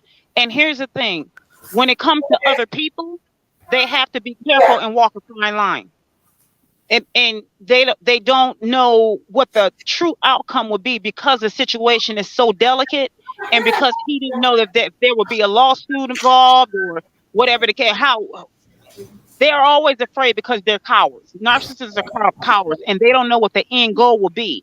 When it come to his wife, he knew he didn't have to. There would be no real harsh consequences. So she's his punching bag. So he thought, oh, well, her, I don't care. I can say whatever. And at that point, he needed somebody to knock around. So he didn't care about what the consequence would be with her. But the others, he thought, well, I better tread light. So I better just, again, deflect and go, I don't know, this and that. But with her, whatever. So what? Again, it was a selective amnesia, and I can, sway back and forth and have 90 pounds over here, but yet 2 pounds over there. And that's what they do. They're cowards. They're bullies. And that's what he showed, which is what he is. He's a bully. He's a coward and a bully. And, when it comes to her, I don't like, because of me being raised by a narcissist and having narcissistic siblings, I don't like the victim blame, victim shame, or anything like that, because I was on that end of being a victim. However, victim or not, even if it were ever me, if it's something I have to own, something I caused, you know what? Payback will spin the block on both ends, because sometimes we set ourselves up regardless of what we do in life, whether it's good, bad, or indifferent.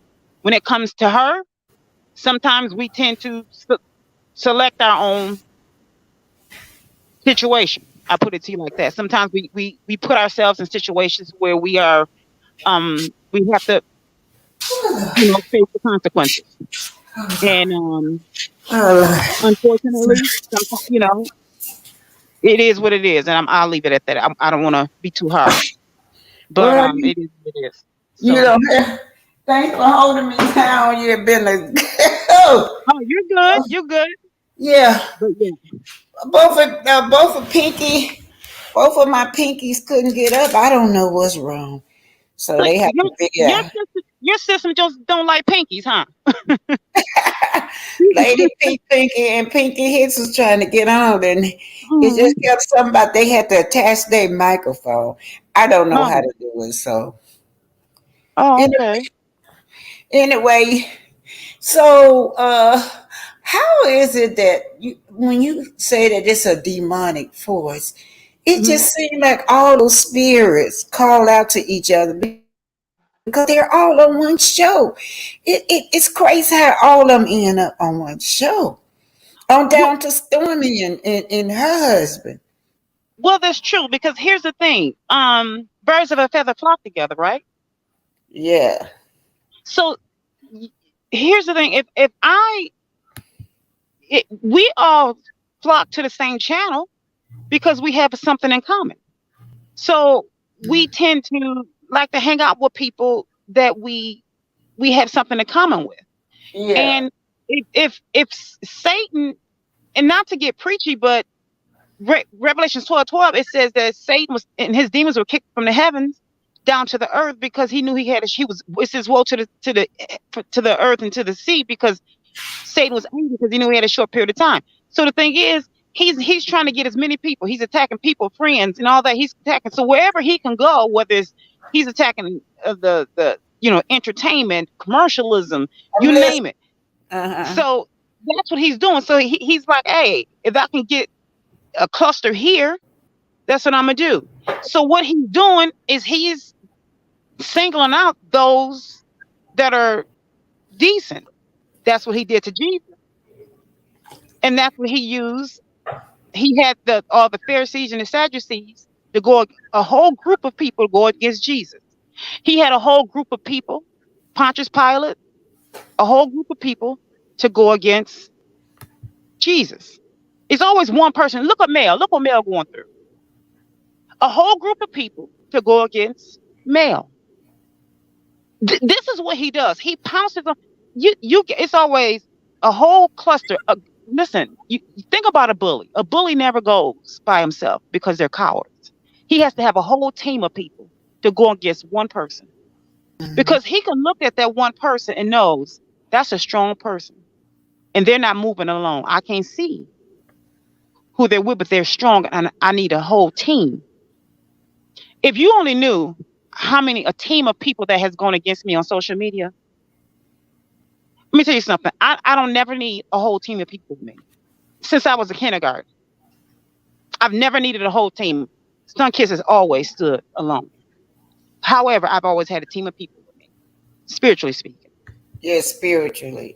Spiritually speaking, I've never had to have a whole team of people with me, but I've always had a team of people, be it at school, be it in my neighborhood, be it on social media, being blocked, being mods blocking me, bullying me, and all that. I've always had a team of females, even whatever, they may even get a few guys involved or whatever. I've always had a team of people bullying me, and they do it secretly. But guess what? I don't care how much they think I may fall, my comeback is always strong. I always keep quiet, but when I come back, they say, "Oh, Cynthia's doing that." I don't have to brag. I don't have to do this. Just like Mel move. When Mel show up, she show out.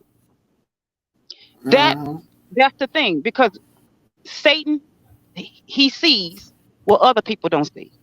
See, the thing is, we have to sleep. Satan doesn't. And see, that's what it is. He get a whole team of people because he's demonic. He's detached from humanity. And that's what he does. He gets a whole group of people. And just like you see on that show, just like you see the bad girl clubs. That's why I don't watch those shows. You see all these new shows coming up, how these guys are. They're demonic influence. And they're Satan gives blessings too. Hold on. Pinky. How were you able to get up? The other Pinky trying to come up too. What happened? I was on my phone trying to come up at first, and it wouldn't let me up, so I had to wait till I got home, and it just let me come up. I just clicked on it, and it brought me up. Hi, T. Pinky. Hi, Sun-Kiss. Hi, everybody. Hold on, y'all. It wouldn't let me do it. Hold on, Lady P. Try to come. Maybe you can come in now. This other Pinky able to come. Try it again, Lady P. Okay, go ahead on. Okay. You got something to say, Pinky? Yeah. Hello, everybody. I'm just getting home, but how everybody doing? And I send all my prayers to Black Titanic. And then as for what you all were saying about the narcissist, yeah. How Marsau just ran over. He don't remember nothing about anybody else, but when it comes to his wife, he remember everything because he don't care about Tisha. Plain, he really don't. And if it comes, because it involves him and Tisha owning the companies, right? And he got Tisha down as 85%, and he got Tisha down. But it's not true though. But he's telling, putting her face out there. So she's 85%. But if you go through the document, she's not on that document as any part of owner on that document at all. And then when the court asked him, he's such a habitual liar. He was 95% owner, and Kenny's son? Kenny's son was the other 5%. Yeah. But yet he keep throwing her under the bus. Yes. Right, because when it comes down to him or her, he's rather for her to take the fall than him. Just like all those other men that had their wives on business and all they was just signing and doing things. And when it came down to it, they went to the popo too. They was in the lockup. So he's putting her down. Marsau is nothing but a con artist, and basically he don't care about Tisha. Anybody can tell. Tisha is just his woman to bear his kids and to sleep with. But as for anything else, and to keep his kids until they grow up to take care of themselves. Otherwise, he don't look at her as a 50% or they do a power couple. A power couple is when you do things together. You own things together. He looks at Tisha no more than you just going to sign for me. I'm going to just use you to get what I need to and to raise these kids of mine. Basically, that's it. And if I have to throw somebody under the bus, I better for you to go than me to go, because I do more than you. I run things. To me, you just there as the face. But otherwise, but did you see what she said about the narcissist? That he don't care nothing about nobody. That goes along with what you were saying. He don't care. And he told Melody that too. Y'all remember he was sitting at that table with Melody and he was saying that he did not care even about his own company. I don't know what the word he used, but Melody started laughing. Right. And basically, he didn't understand what the e-commerce was. Basically, he really don't understand that. You really think so?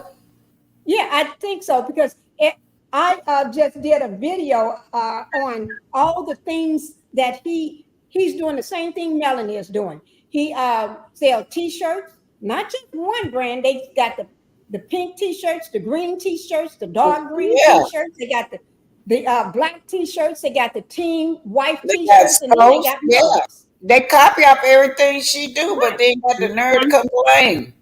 Right.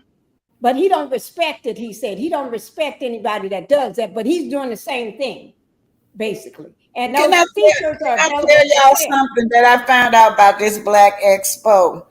That they hijacked some people in Huntsville. They've been doing it for years.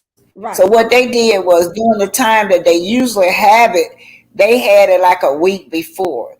So they hijacked that Black Expo. And then it was called Business Expo in Huntsville. All they did was put Black Expo. But this is what I found out, the reason that they didn't say that they were charging people, because they're non-profit. I went and saw where they went, and they're advertising that the Black Expo was non-profit. Right. So I think it would have been illegal if they would have been saying this is a fee, this is charging, you got to pay, because if it's non-profit, I don't think you're supposed to be charging people, do y'all? I don't know. Y'all help me to it.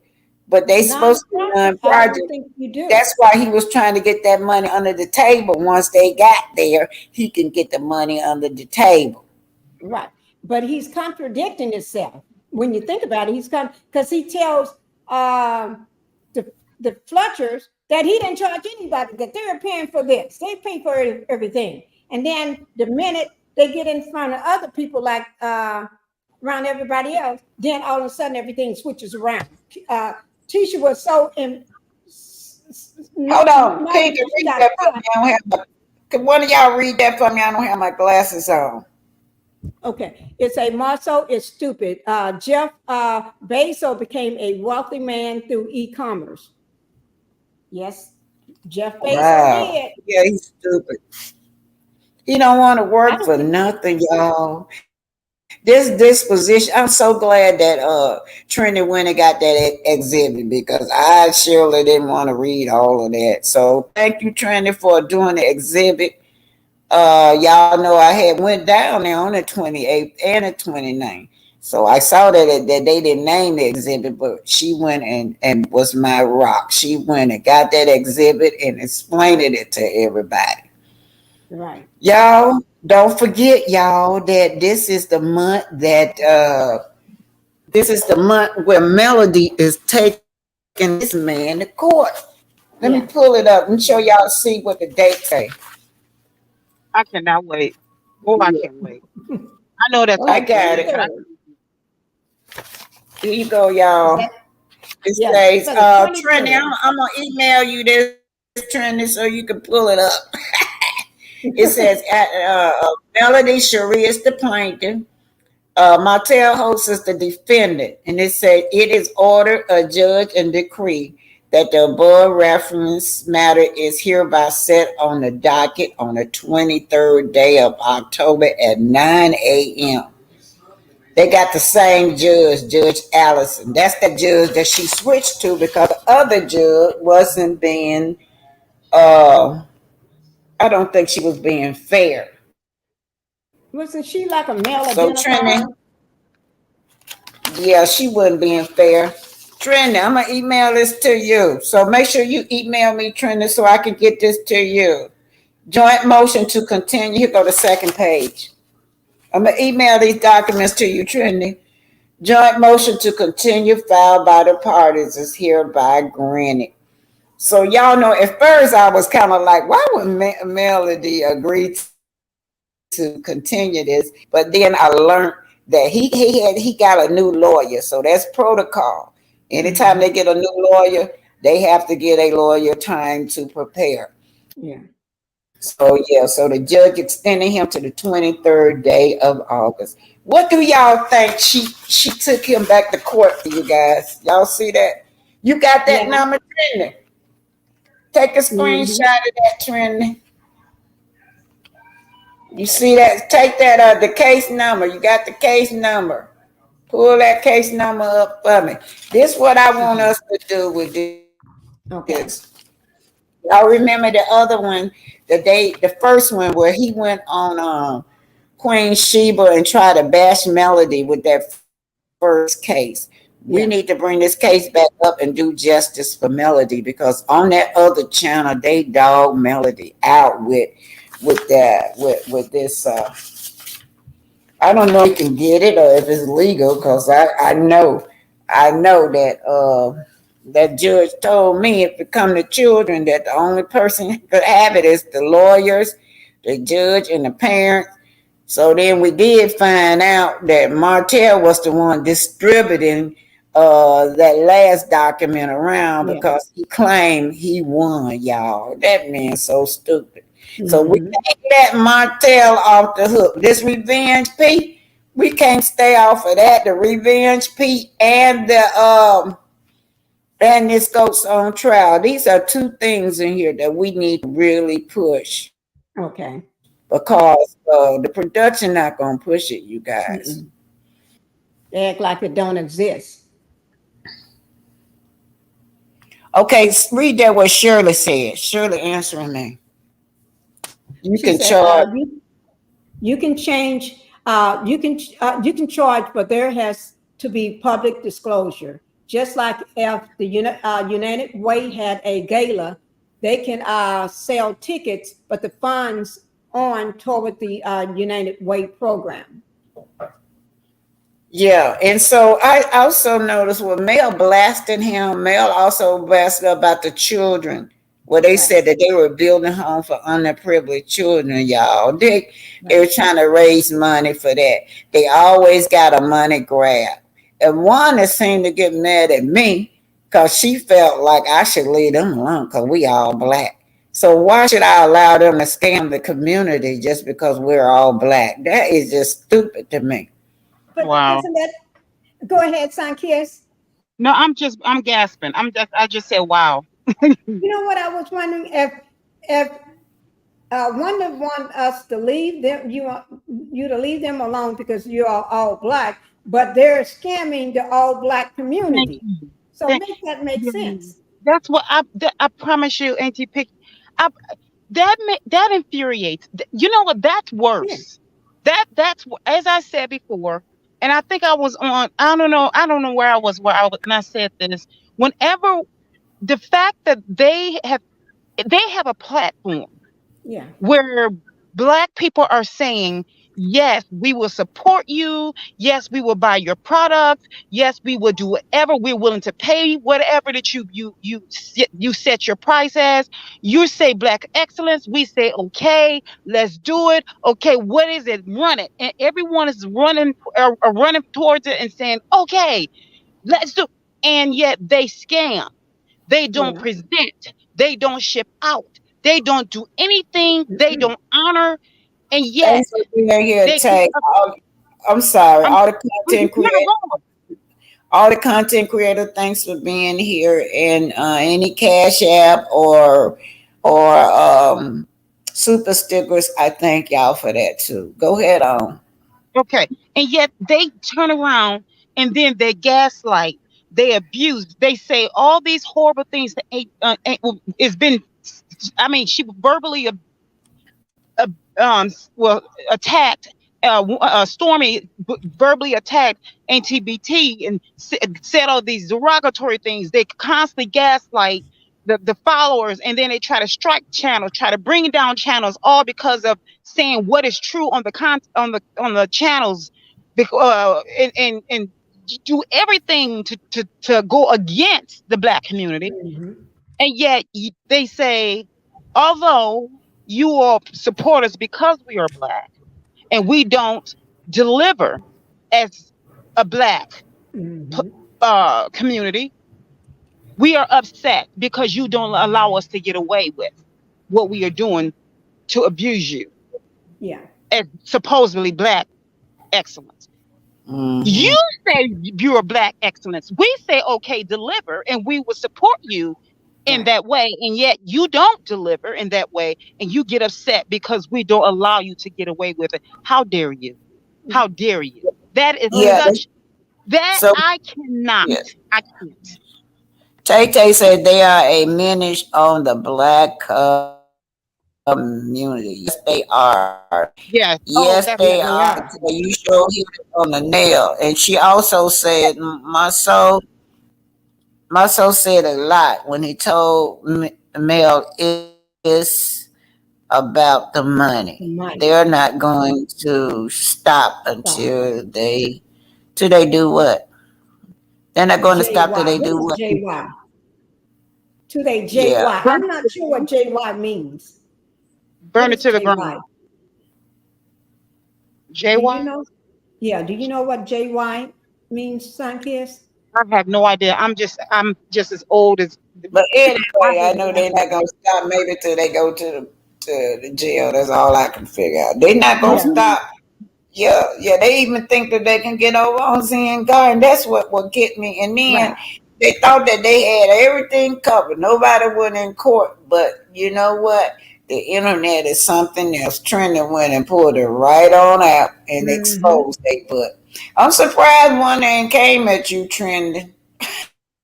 you. Mm-hmm. She, and everybody that talk about them, y'all know she went at Really this morning because Really exposed, Really had did a little trending disposition on her channel. So she came, y'all saw that?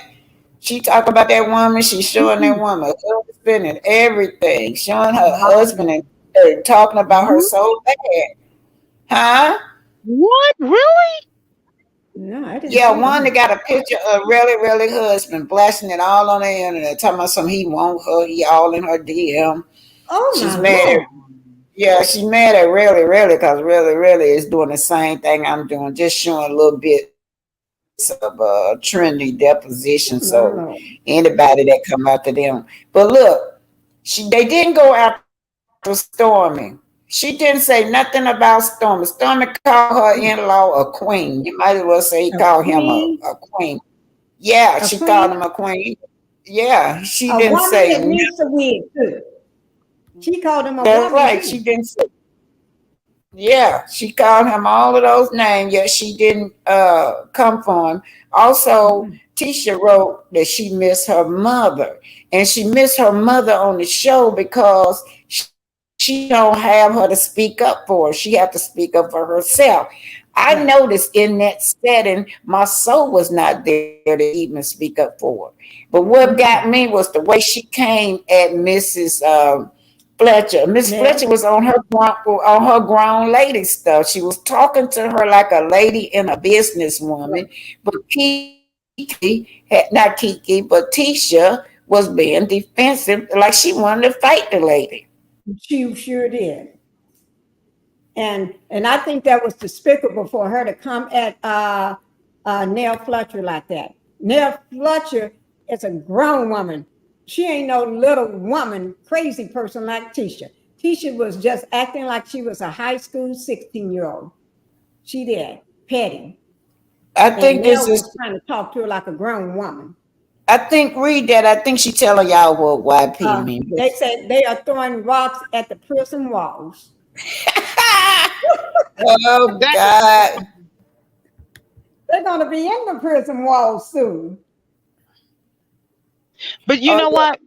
But they're not going to stop. Narcissists, if you do your research on that, they never stop until they totally destroy themselves. They don't say, okay, you know what, I better get it together, like we would, and say, you know what, Right. I got away with that. Let me stop. You know, I better stop while it can go. While the good going is good. They don't. They continue till they totally demolish themselves, and then they continue to find ways to demolish themselves.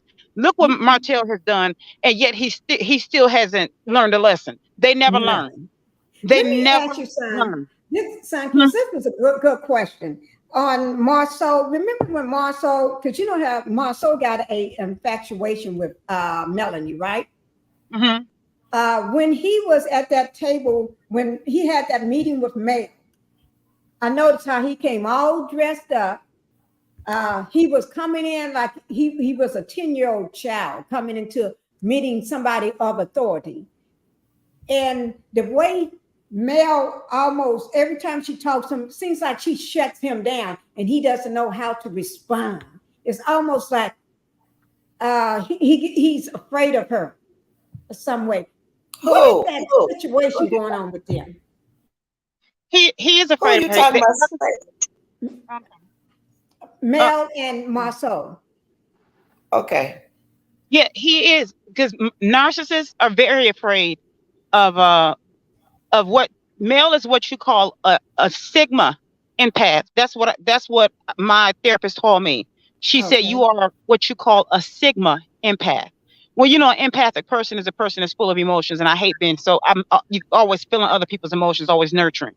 But then you become, once you do your research and you learn what narcissists are, then you can walk into a room, or you can even read a chat and tell what type of, you can pick out a narc. You can almost walk in and figure them out. You can sit and laugh and talk with a person and pick up on narcissistic traits, or just a toxic person, or a messy person, or just a full blown, what type of narcissist a person is, or a person is. But he knows that she knows he's a narcissist, and that unnerves him. I have actually gotten blocked out of chats, out of a person's channel, because there was a narcissist that was afraid of me. I don't care. You block me out. Okay, bye. I ain't going. Okay, I'm good. But the thing is that there are some people that are that afraid of me because they almost surrender to me, and some are actually that afraid of me. I don't treat them nasty, but when you know how you say you can kill a person with kindness, you can kill a narcissist just by sitting there looking at them with a smile, or either you can break them down and they become so vulnerable to they're almost shaken, or they become like infantile, almost like little That's kids. What Martell remind me of when he's around Melanie. For some reason, Melanie breaks him down.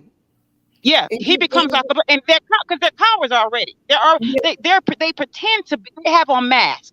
They're little boys and little girls with grown people clothes on. That's what I was getting ready to say. That's what it is. Yeah, I was getting ready to say that he had temper tantrums, because y'all remember at that birthday party, that man had a full-blown temper tantrum. That's what they are. Read what ADR say.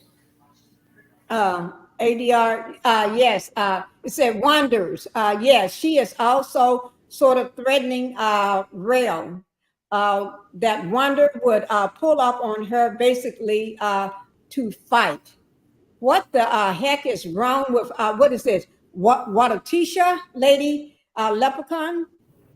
What is it? What a Tisha? What is that? What is Keisha? I can't see, but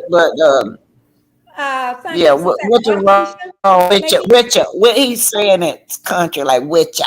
What is wrong with ya, lady? Yeah. Okay. what is wrong with your lady? Okay, that's like a country way of saying it. Yeah, Okay. And hold on, Trent is saying that keep me in prayer because these people are slimy. Yeah, they slimy. They slimy. But you Yeah, also they in the are. public eye. You also in the public eye too. Anything should happen, we got your back. We already know. Hey, pretty brown eyes. What do y'all think of this character, Wanda? What do y'all? How would you characterize her, son, Kiss? Now that puzzled me. Who Wanda? Yeah. Yeah, Well, what would you characterize her as a narcissist too? that may take a whole show. Now here's the thing. That woman, she is what she oh my. Yes, that's an understatement. She is what oh God. Yes, yes, Yes, yes, yes. ma'am. She is every type. You know what? And when I say this, I mean this. She is. You can take a little bit of every group of every group of Okay. narcissism, and you can take it off from under every umbrella. They scoop a little bit of it. Okay. Classical, malignant, grandiose, uh, and every one just scoop some out, and you attach it to her, and she's borderline sociopath, and I am not lying. She That she seems she, like it. yes, yeah, yeah, uh-huh. That woman. Here's the thing. No, I'm not gonna call her a woman, and I'm not big. I don't like to go there because she's an older lady. Because I like to Yeah. call them Miss or call them not just Miss or either Auntie out of respect. But Right. this person here, I don't. If I don't call the woman that pushed me out of her loins mom, no Hmm. one, everybody, the gloves are off. This thing, this person, and I don't hate to even call her a person. She, there really is. Well, I don't know what. I want to ask her what made you, and I'm dead serious. Sh- It will take so much. She enjoys her narcissism. She Yes, eats it she for lunch. She She eats it is for smart. lunch. She enjoys it. Anytime, what scares me is the fact that that there's a such thing as social media, and she takes advantage of it. Hmm. There are younger ones, younger females that sits and takes her in, and they think that mess is okay. That's what Hmm. scares me. If she could be off in somewhere in a remote area of the world of the earth and be by herself, I will be able to breathe. But the fact Right. that there are others that listen to this mess on a daily, that's what scares me. Yeah. Yes, yeah. That, it, Pretty brown um, eyes says she is a disgrace and a menace. And then oh yeah, seems like her son-in-law is a disgrace and a menace too. But y'all mhm, know, I noticed Tisha when she's sitting at that table around all these business women, appears weak. But when it Mhm. comes time to anything dealing with mess and fighting, that's when she's most confident. You can see the Yes. confidence in her when it's like let's see how she did Mel. She had all that confidence with that bark at Right. Nell, but when it comes to just talking back with her with a like woman to woman, when it comes to her business, she was just weak. So she'll go off into Hmm. a fighting mood. Right. but just Or she like I ready to said, you run said off. about, but just like you said about that thing she's married to. Right. Here's the thing, when it comes to a bully, they have to have a team of people. By themselves, they're weak. When they're a team of people, oh, their bark Right. is bold. But when they're by themselves, they side shit quiet. You can't hear nothing. Is it That's the because they reason why feed she's off like each that. other? Yes. And so the thing is, when they gotta have they have to have their alliance with them, because Hmm. they're weak. They're scary by themselves, because they actually, all narcissists admire the one that they attack. They want to be that Right. person. They hate that they can't. They're not able to Right. love and live and be as strong. They really want to put out that light. My egg donor hated the one. She hated the woman that I am, because I didn't Hmm. know until later on. It took my therapist to bring that out with research. She always wanted to be the woman. Now, everything that she told me that I got from her, kind of find out she was Hmm. a total opposite woman. Okay, They let's she will y'all. always I say, know. "You got no qualities for me." Okay, read what Tay said. I can't see this, but it's something I can pick up little I, pieces. she said, I finally watched Wanda. She is unhinged for real. She probably treated her parents like crap when they were living, and now they're gone. Okay. Now let me see, can I find it? Mm. I'll go back. Now that they're her parents, but now that they're gone, wait now. They're gone, and she can't apologize for the wrong she's done. That's what Tay said. But then under what Gloria said, was Maso the one that was hitting on the producer, the male producer, teacher? The bumps are already showing. Let me Wow. ask you a question on Marceau, not Marceau, Wonder. Wonder tended when she's talking, she loved to reference everything about sex. Something always coming up about, even around Yeah. her grandkids. She can be in her grandkids and she be talking about those sex words and talking about stuff in a nasty kind of way. And I always wonder, she's talking around those kids while they're in front of her. And I Mhm. was wondering, what kind of grandparent talk like that in front of their grandkids? Yeah, Some kids, Y'all know. Hold on. they Hold on. that's I how they are. read what. Hold on. I read. I want to say that before I get. Tay said that she's divorced, but she found out she was married to a narcissist, and when she told him after she found out what a narcissist was, he threw it back on her and told her she was one. They always That's what they do. That is literally when you call them one. That Let me tell you something. 99.999999999% of the time, that's what they do. That's the first okay. reaction you get. I kid you not. So what she's just said, she's not lying. Whoever she is that just said that, tell her she's spot on. She hit it dead on. That is exactly what they do. That's So why they they flip say the not to table on you. tell them that. So they turn it around. Yes, that. Here's the thing. That's why they say don't tell a narcissist that they're one. Sit back and watch them. Because when you tell them that, they're going to tell you that because then you'll start wondering because that's their way of deflecting. And then they may go and research it and then start acting differently from what the description really is so that they can throw other people off and throw you off too. So that's a part of Oh, their gaslight. I noticed. Yeah, I noticed that in that disposition, he kept trying to throw that lawyer off. He kept deflecting and kept trying, but that they are trained. Them lawyers are trained. They're Yeah. trained for stuff like that, and he really made my soul look like a weak man. My soul was very weak. He was a weak man, and Yeah. I can't see how this With girl allowed this man to lead her family. Well, they're not grown people. They're kids in grown people's bodies. But here's the thing. That's why they go and they deliberately they go after my egg donor. That's why both of my donors, my sperm donor, which I don't call father, and my egg donor, which I don't call mother, they both were were petties, and then put a fingernail file at the end.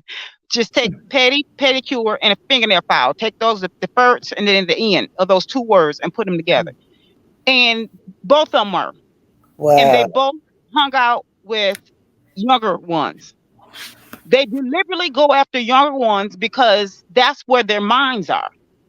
You think about R. Kelly.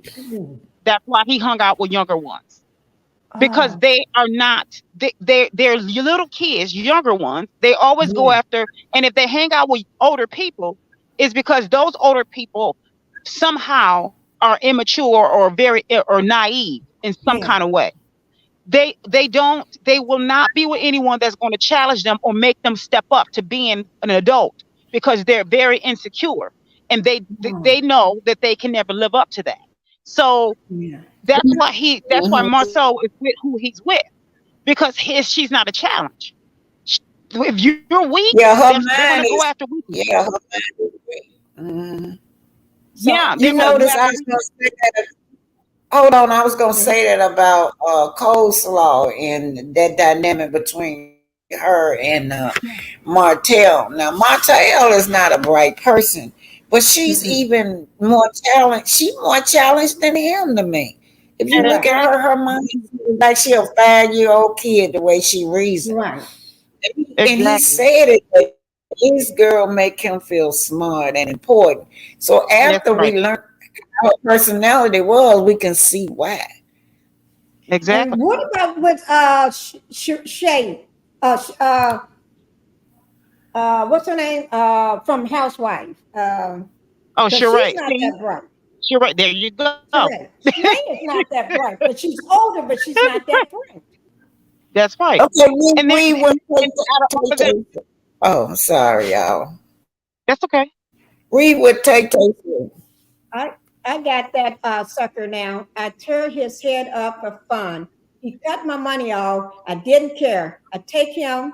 I would wait the next month. I would get it. This fool has C, which is cancer, and still acting up. Wow.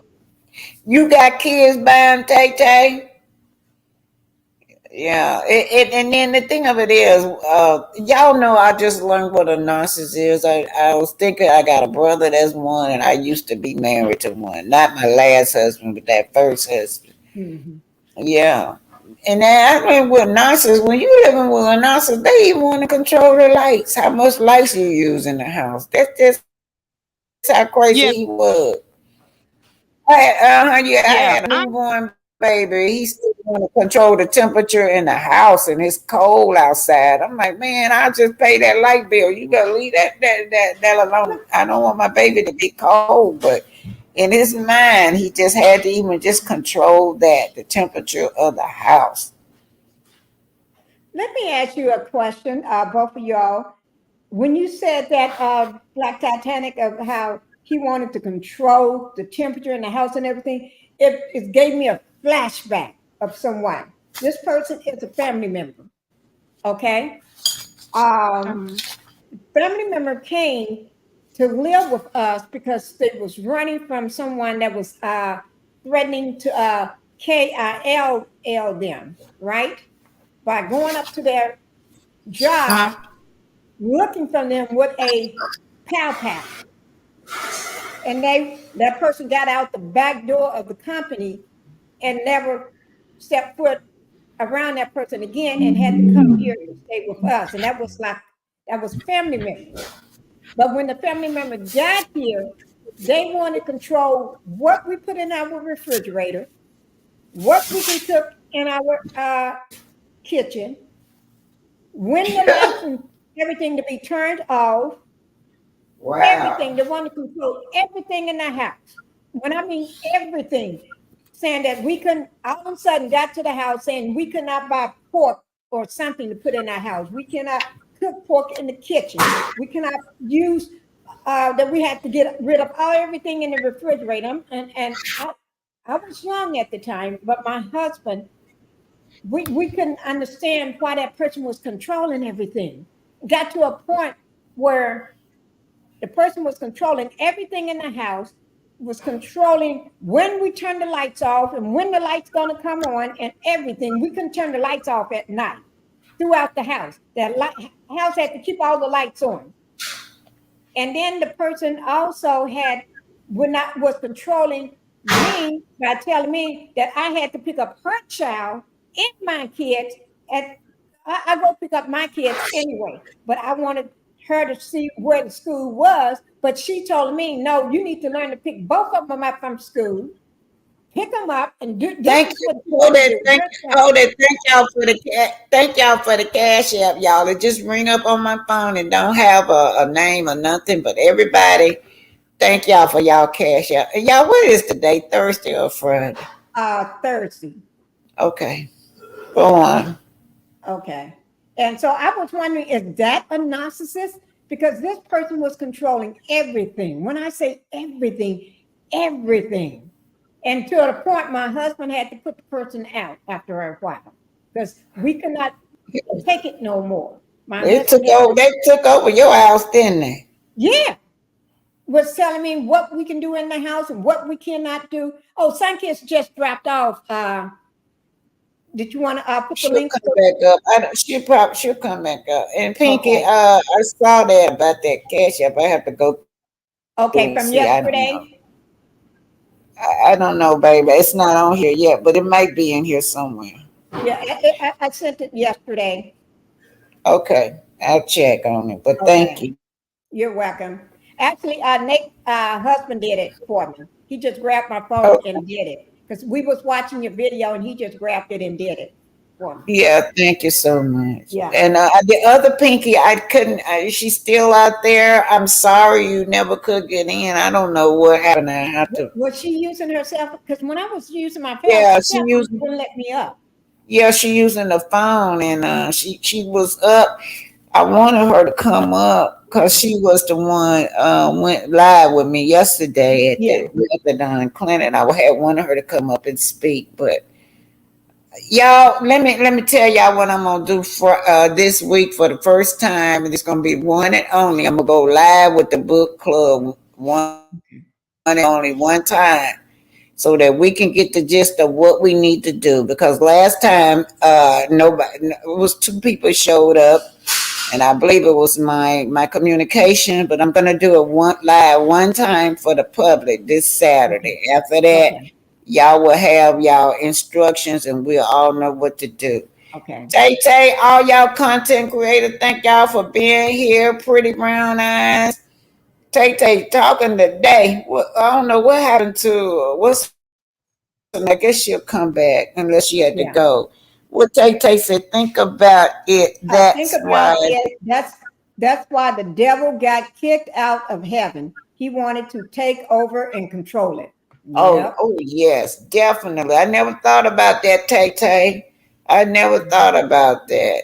So, and if you're talking about a narcissist person too, they seem like they want to control your every life.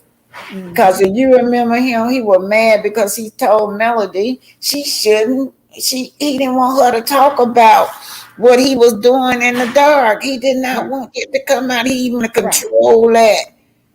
Yeah. He said, you shouldn't be talking about what we do in our household. You keep that in our household. And Melanie told him, you need to keep your wing in the household. Pretty Brown Eyes said, I would have put them out. Yeah. How long did you let them people stay in your house? About 6 months. That was, that was a mom and a daughter. That's why sometimes you can't help people. Sometimes they just exhaust you. You wonder why other people not helping them, but they've been exhaust everything out because they everywhere they go, they create drama. Right. Read this one right here. This Miss Myers. At some point, all your trendies and trendsetters are keeping you lifted in prayer. We got you covered. Okay, here's marsau. Yeah, that's what I was thinking. Who is this? Says something about, read that one. Have marsau ever heard about perjury? It's real. Perjury. It's real. Yeah, y'all, that's what I was thinking. That man committed so much perjury, and that lawyer was smart. The lawyer would come back and ask him the same question in a different way, but he didn't catch on. He did not catch on, even with the question about his brother Michael or Mike. Right. They were the same person, but he brought it right back to him that Michael is Mike. Yes. Right. Because he even said his brother was named Michael, but that was the same person that the lawyer was asking him about. He said he didn't know that person. Who is this? Read this one. This is Joyce Mouse. She said trending at some. Oh, we already read that one. Okay, here go ADR. Okay, ADR said hold on. Okay, go on. ADR said live. Caught it on another CC video. I guess that's a content creator video. Is it just me, or was that a toy brown monkey land on a table behind wonders? Why a monkey up in their wonders? Her obviously ignorancy is cringing. She had a monkey land on the table? probably did. I was watching it from somewhere else. I didn't watch her live from her platform. I forgot where I was at watching it. Okay. Thick Girl, Prosperity, Thick Girl was had her own, but for her to come, she act like she got a crush on Carmel husband. She colorism. Her Carmel husband is very, very high yellow. So she probably is attracted to him because you know how she is. She got a lot of colorism in the Right, And she does. this not the first time she attacked that woman's husband and put his face all up there. So and then claimed that he all in her DM. He want her. Oh, he don't. That man probably don't even know her. He don't Well, even know her. a lot of men don't like ignorant women. They don't care how good you look. They don't want no ignorant woman. Ignorant woman. No. Because they don't want to have to take no ignorant woman to their family. Well, George Miles said, Yes, yes, he did. I'm finna close this. How long I been up here? Over You've been 2 hours. up here for 2 hours and 25 minutes. Yeah, I'm You almost finna hit a go. 3-hour record. Yeah, You we got getting to ready take to 3 change. hours. I'm getting ready to change shifts, so I'm going back to the house, the other house. I'm changing shift. Okay. Yeah. Anyway, thank you for coming up. And then, Pinky, if you still on here, I apologize. I try to fix that. Lady P, I gotta call you Lady P because it's too Pinky. Lady P, I apologize. I try to find out why you couldn't come on. And thanks, Queen. Thank you, Pinky. Thank everybody for the cash app. Don't forget y'all. I don't know what's going on with YouTube. Just remember it's 11 o'clock Saturday. Just every Saturday, 11 o'clock. YouTube gonna 11 put o'clock. something else up there. Okay. Yeah. Okay. All right. See y'all Will we later. be able to go in through the community tab, or we should just be able to log on like normal? Well, I just put it up on the community tag for the public. So I want them to get used to going to that community tag because it will be private. When it's private, it will not show up, you guys. You'll have to go to the community tab and come in like that. The link will be on the community and come in like that. Don't forget, we did I don't know if I should do it over or what, but we did. Y'all need to read that. Now, the chapters gives you example of what's going on in real life. It was about land grab. Remember, they were trying to take Luther's land. So we discussed maybe there's somebody in our family had land and we didn't know it. But anyway, this time, where we need to start at. Do I need to grab my book right there and show them what we need to start at? No, I'm going when I get to my other house. I don't have the book with me. I'm gonna give y'all the exact page that I'm gonna start from. But it's gonna lead into when they're getting on that boat and how she got on that boat on the Titanic. Okay. That's what it's gonna lead. How she got on the Titanic, and that's a story that everybody should know because our people have been left out of history. Yeah. So that's what it'll be. But meanwhile, you guys, this is what y'all gonna do. Go into your genealogy. We're gonna be talking about genealogy. Try to find the oldest person in your family. How far can you go back? So we're gonna be talking about, and what would you say? What would you say to that person? Like me, I don't know my grandfather's side of the family. They were like born in the 1700s. So my grandfather was born in 1800. I wish that I would have talked to him about that side of his family. Thank you, Pinky. So and the reason I was young when he died, I was like in the third grade when he died. So you don't think about asking questions like that. So y'all got elders in your family, ask questions. I don't care how petty it is. Ask questions because you may want to know later on. Like now, I can't even tell my daughters what their other great grandparents was like. I didn't answer no questions. Right. All right, you guys. Pretty Brown eyes say I can tell you how to go live privately from StreamYard. Pretty Brown Eyes. Okay, Pretty Brown Eyes. I'm put my email in there. That's what I'm trying to do. I'm put my email in. Email me. And who else? Trinity, I need you to email me too, because I need you to do some journalistic report. I want to do it on when we can get this. Okay, wait. Huh? My husband is bringing me lunch right quick. Black Titanic.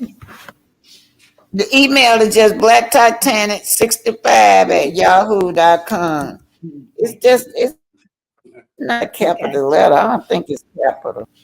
What did you say? It's either a small B or a big B. Huh?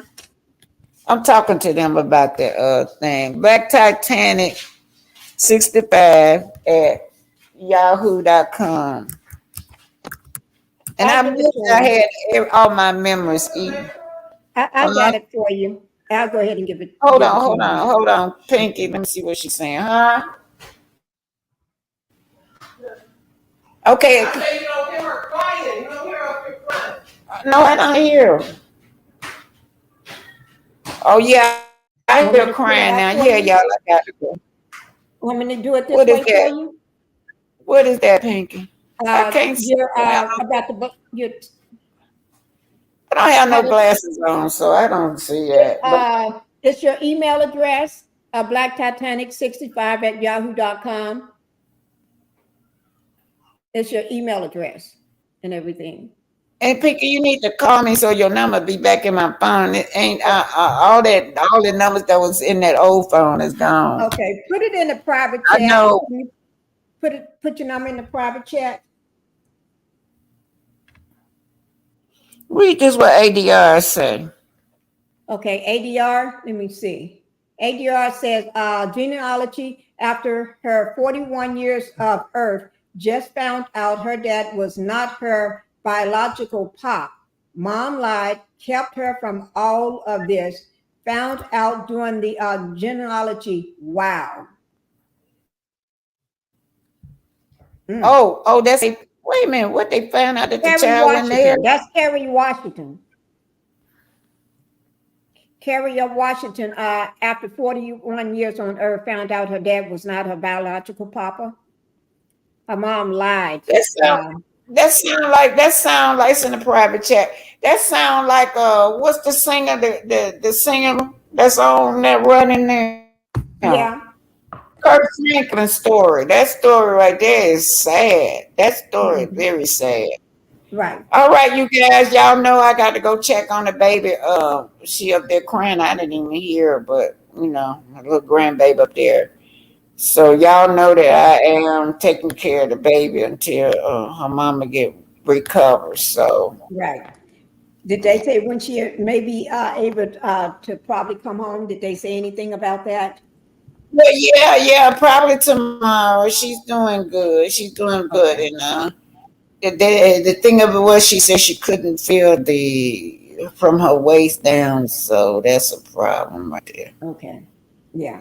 All right, you guys. I'm just gonna say bye, y'all. I gotta go take care of the baby. Bye, y'all. Okay. Thank y'all a lot. Right. And I just want to say I'm accepting anything y'all want to give me, you know, for the baby. Anyway, my email is there if y'all want to send whatever, bottles, peppers, whatever. We can send things to your PO box, or if you have one. Go to the PO box. Y'all have to email me, and I'll send y'all the PO box. Okay. Y'all do know what is that? Drop the link after you end live. I can tell you the link to what bag. Oh, okay. I have the PO. Don't I have the PO box, Black Titanic? Yeah, I got your email. I'm gonna email everybody. Okay. Pretty Brown Eyes, link to what? I sent the email to you. Okay, Pretty Brown Eyes, we'll do I'll convert with you over the email. And y'all know that just like I'm starting all over again, having to have to take care of a brand new baby. I wasn't prepared for this. I ain't bought no Pampers, no nothing, y'all.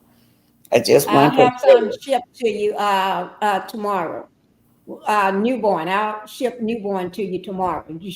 I have them shipped tomorrow, or where you can pick them up Oh, at the yeah. Walmart tomorrow. Okay? Oh no, She is a today. little girl. Yeah, she is a little girl, y'all, and I hadn't bought them because I didn't think that I had to go through this. But anyway, thank y'all so much. Bye. And go ahead and take care of this. Huh? Do you need me to come down so I can help you take care of the baby? You know, I ain't got nothing to do. Girl, I got so many grandkids and whatever. We getting ready to do a shift now. A shift change now. Yeah, I got it's a lot of us. I got 3 daughters. Her 2 oldest daughters. She the Okay. baby, the one that had the baby. And then she got 2 and just a lot of nieces, nephews, grandkids. I got help. Yeah. Yeah. Okay. Well, if Thank y'all get you. fired, all you have to do is just send for me. I think my husband probably be glad to get rid of me for a couple of days. He'll probably But be what glad to when get you rid do of me. come, if I do something for you to come now, it's gonna be for us to have a ball. Me, you, and Lady P get out here and just Oh enjoy yeah, that'd Atlanta. be a ball. Yeah, that'd All be a right. ball. All Okay. right. Bye, y'all. Okay. Bye-bye, guys. Okay. And I'll go ahead and have Pampers picked up so you can pick them up at Walmart today for newborn. Okay. You have Thank to you. go by there and pick them up. I need to email you so I can show you the area to send it to, the Walmart to Okay. send All it right. to. Go ahead and email me. All Okay. right. Okay. But Bye-bye, thanks. everybody. Okay. Thanks. Bye-bye. Bye-bye, pretty brown eyes. Bye-bye, everybody.